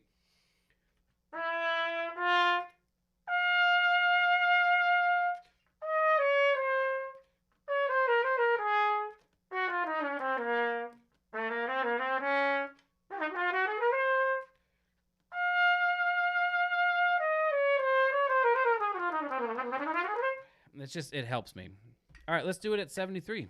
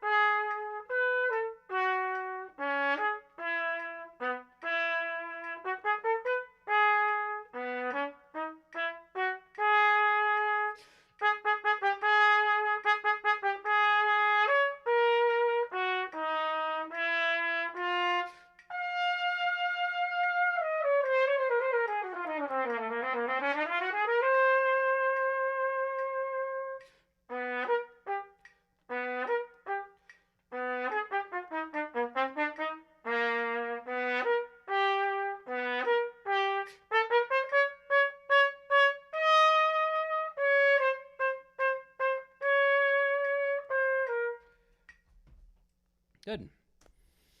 Yeah, I will likely have to do many more of those sort of isolated repetitions on that section. All right, the next thing is Alpine Symphony. Did not pull this up either. When are you going to see me in KC? I don't know, man. I have no idea.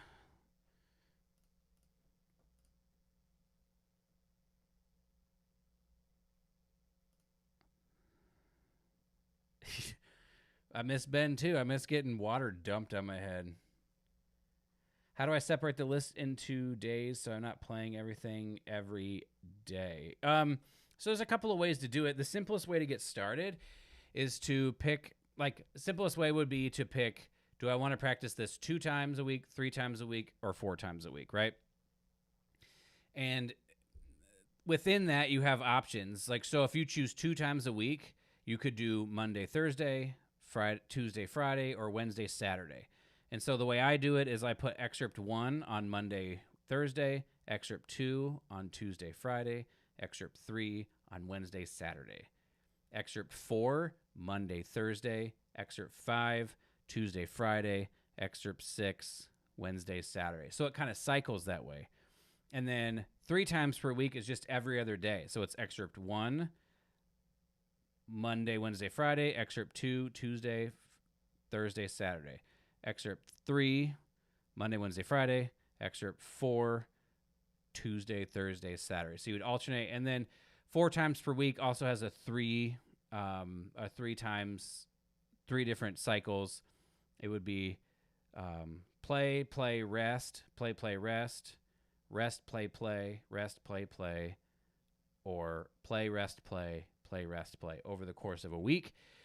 I know that sounds complicated. When you write it out into a spreadsheet and you can kind of like work your way through it, it's not as complicated as it sounds. And then I assign based on difficulty, or like what I think the difficulty is. I just assign like a 2, a 3, or a 4. That's not what this particular program is, but that's what I've done in the past.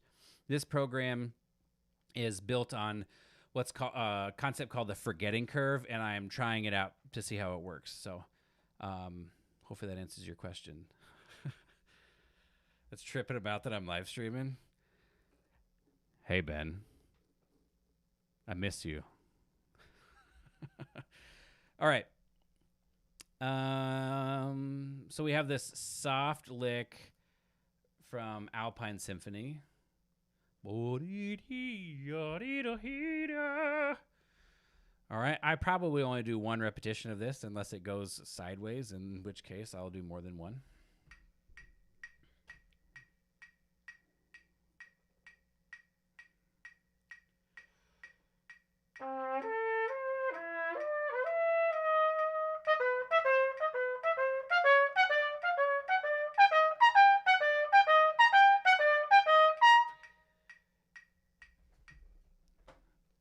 In fact, that went well.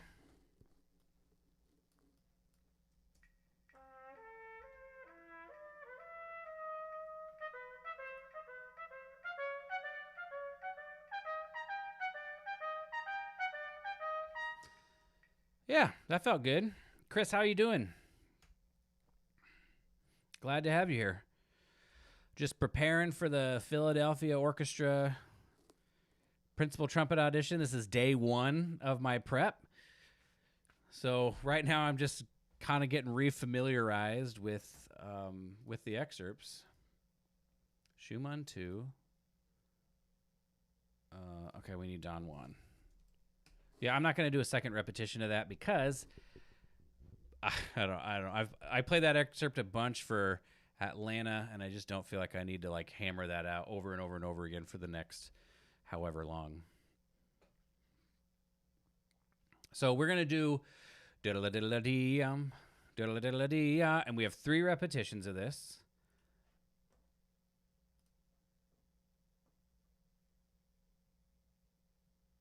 So this right here at the top of the page, we have 3 repetitions of this. I appreciate the support, Chris. I'm sure there'll be a couple of other very, very good players there. So my plan is to just like work my process, be committed to what I think is the right thing, and show the committee like my version of all this stuff.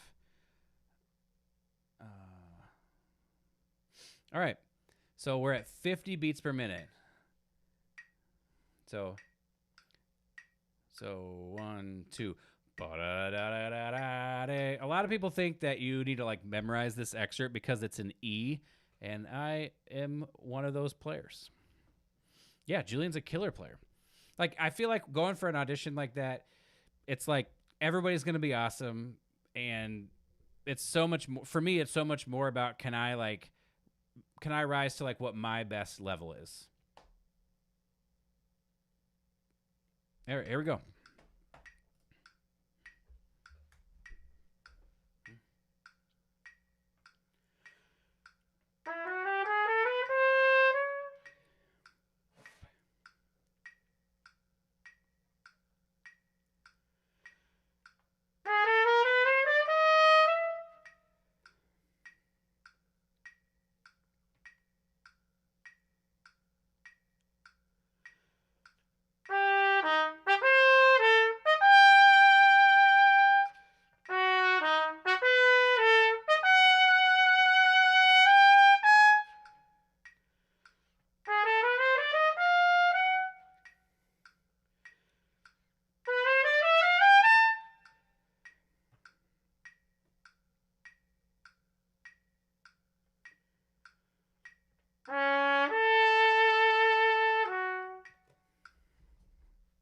Yeah, so that's too slow.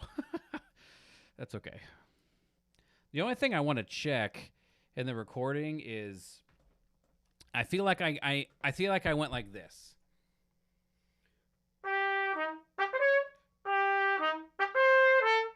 Instead of like blowing through that 16th note a little bit more. Yeah, I didn't do it very well on the first one. So I'm going to write in my journal. Okay, so we did Shostakovich, nothing there.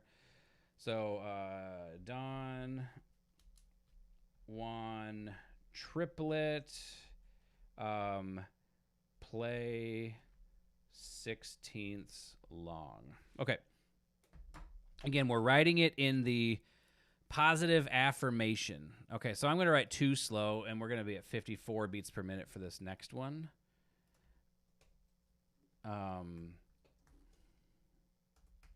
Okay. So let's see. Are you going to leave this stream up? I have to go, but I would like to watch. It'll be up for like a day, and then my plan is to download it and then put it in my Skool community.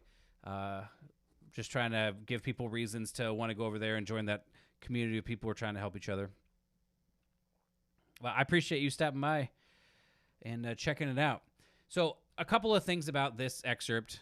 Obviously, the triplets, we need to have it be very smooth. And then sometimes I hear people go like this.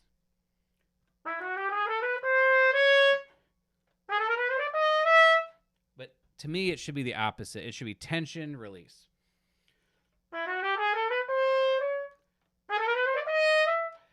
That, I think. And then we want B, da-dee, da-dee, D, da-dee, da-dee. So we don't want it to be too pecky on these short notes either. Here we go. 54 beats per minute. And then nice and articulate, obviously. Trying to just be, this piece has so much like, and sparkle and Strauss in general. And so we want to make sure our articulation is nice and pointed.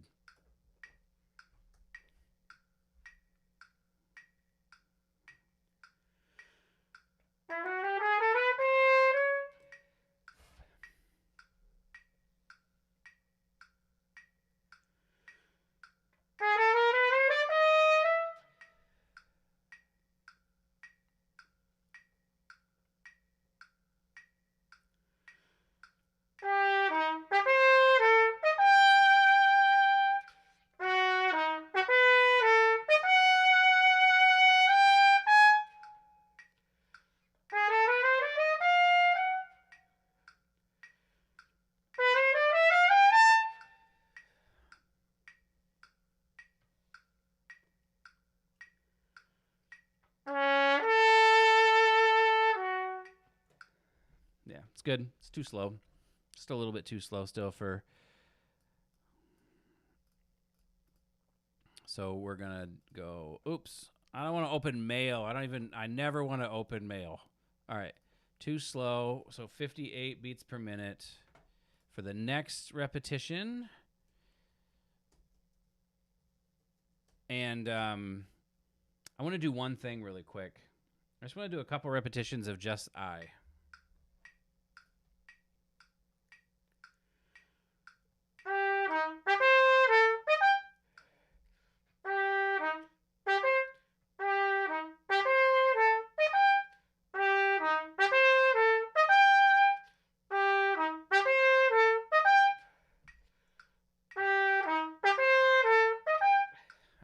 Good. All right, whole thing. Last repetition of this.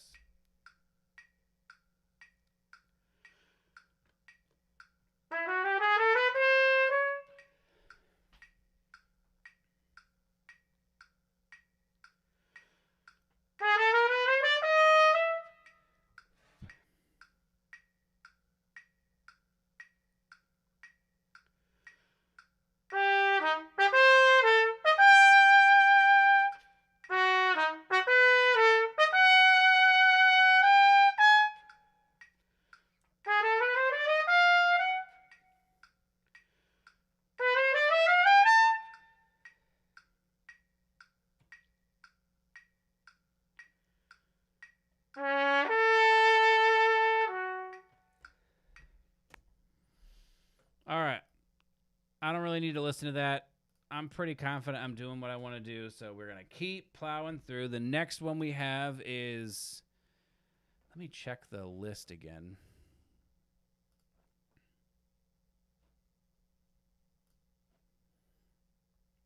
Done 1. 8 after S to downbeat of 3 after U. Yeah, so it's here. Yeah, okay. All right, this is at 88 beats per minute. How do I get such a beautiful vibrato? I mean, I learned vibrato with like my first teacher, and he was a proponent of like the sort of, I mean, I actually don't really know how to teach vibrato. So if anybody, like that's like sort of a weakness of my teaching is I learned it a long time ago, and I don't really know like what I did, but I was taught it's like you're sort of moving your jaw a little bit, like saying yeah, yeah, yeah, yeah, yeah.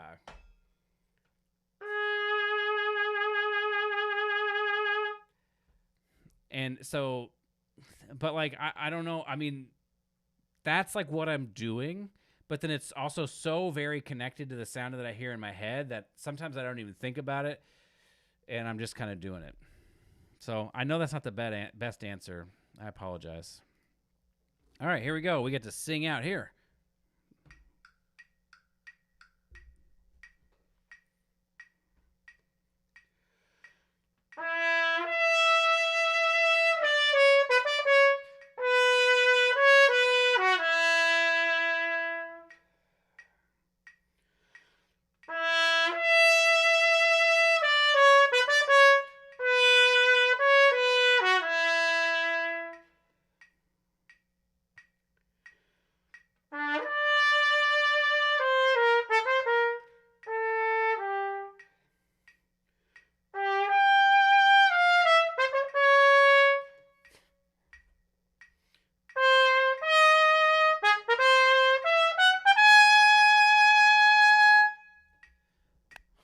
That was a nice miss note. That happened because I didn't.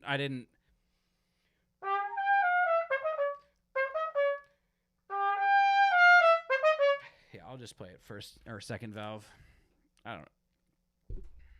Maybe I'll just write it in just in case I forget. Yeah, that note I missed because I was like trying to decide what I wanted, like in that measure. 1, 2, 3, 4, 5. So Don 1 loud is 5 before U, second valve E flat. I just was trying to decide like as I was going through. It's good. It's not quite.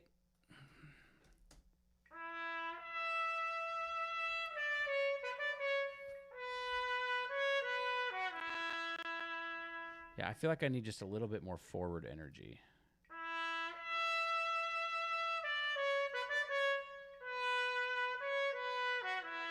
That one was better. That one felt a lot better.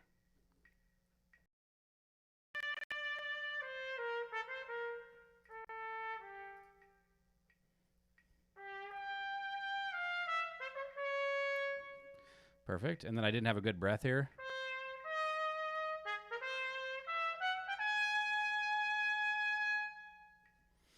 But pretty good. Okay. I'm going to do the whole thing again at the same tempo. Especially in this early thing, I just feel like I want a little bit more, like it's leading forward, it's excited, it's almost rushing, you know?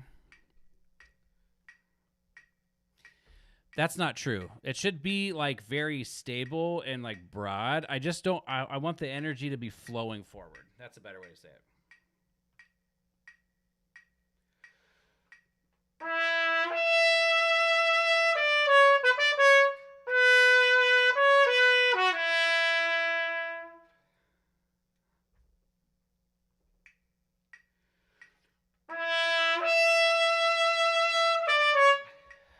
Someone called me. A scam called me. I don't know. Okay, we're going to try it again. The other thing I noticed too on that one is I felt like when I listened to the first one, it felt like that going into T was a little bit like chewy, and then I saw that there's that accent, so I want to, instead of going boy, I feel like it should be boy, and that should really be a impactful downbeat.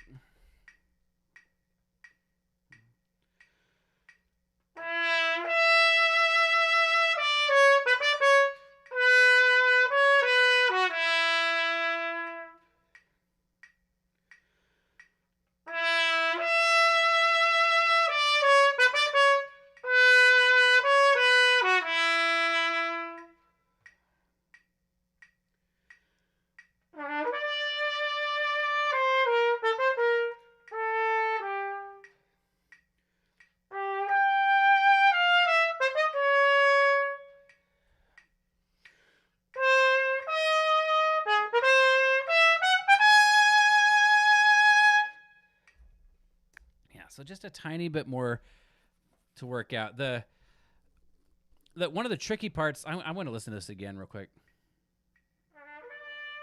Yeah, I just didn't I didn't stick the landing, so I'm going to do that, but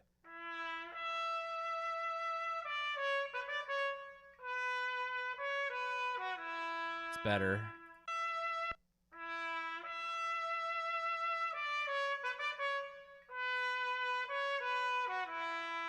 Yeah, that's good. I only have one more excerpt left on this, and that's the Petrushka Ghost, which I'm probably only going to do once. I just want to do one more run at going into T, because so T is like fortissimo, and it's got that accent on the downbeat, and then the next phrase is forte. And so I'm trying to make a different color there where it's like maybe a little bit more sad or whatever. So I just want to do one more quick, just of those two.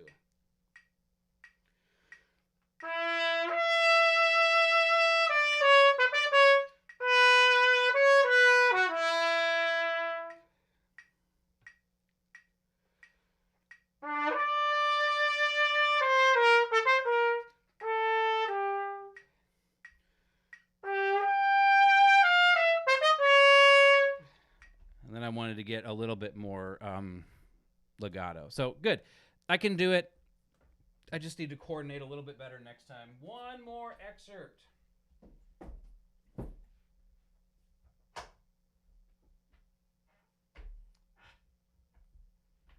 And then I got to go do a podcast interview.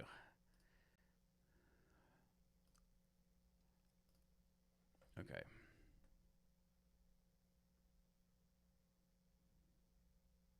Here we go. So this is at 54. I probably will only do one of this. And then I'll probably hop off pretty quickly afterwards. So if you've got questions, I'd throw them up and I'll answer them. But I want to take a little bit of a break before I got to do my podcast interview in about an hour.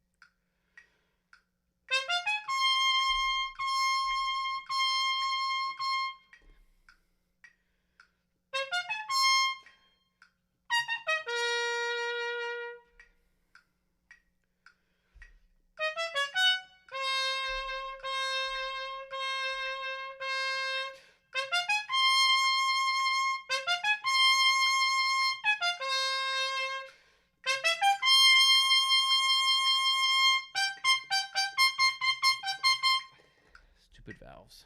I'm going to do it again. It's too messy.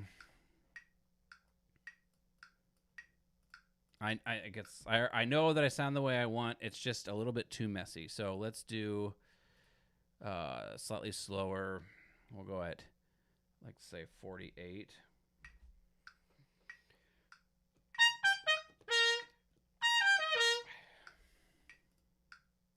Okay, last repetition.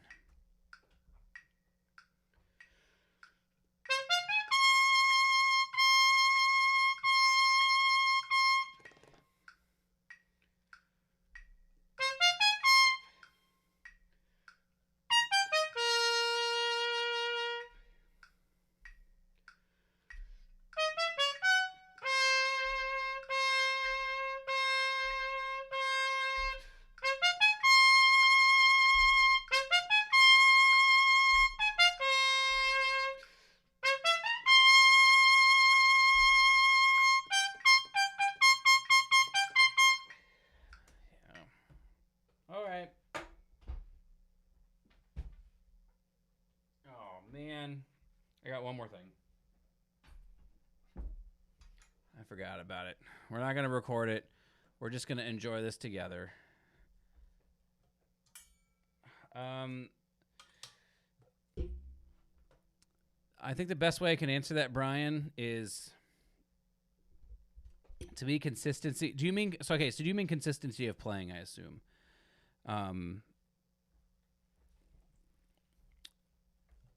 Yeah, for consistency of playing, to me, that is a byproduct of right practice, if that makes sense.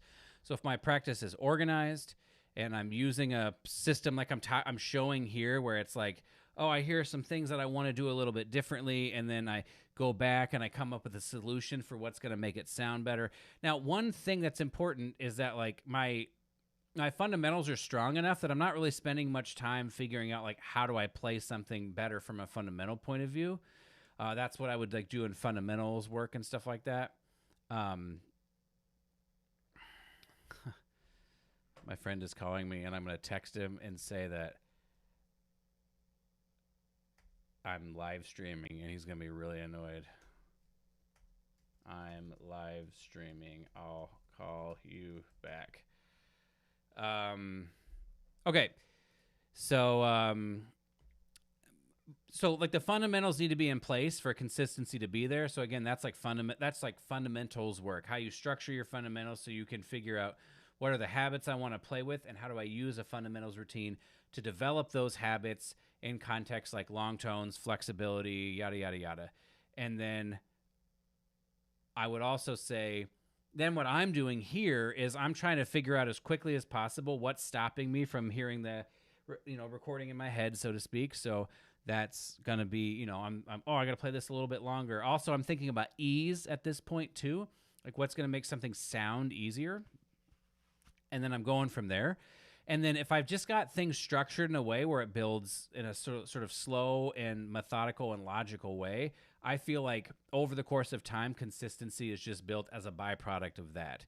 Let me know if that makes sense or if it doesn't. For recording a grad school audition tape, would you advise against using a USB microphone or iPad microphone? Wondering what recording equipment I should use. iPad microphone's not going to be the best because it's going to mess with your dynamics and it's not going to give you the best look, but a USB microphone could totally work. I think it could totally work. So, depends on what it is. I don't have it with me, but there's a mic that's like $200 that you just plug right into your phone, and I think that sounds great. So you just want something that's going to capture you, the way you sound, and USB mics can do that. So, all right, we're going to play through the second movement of the Haydn, and then we're going to be done.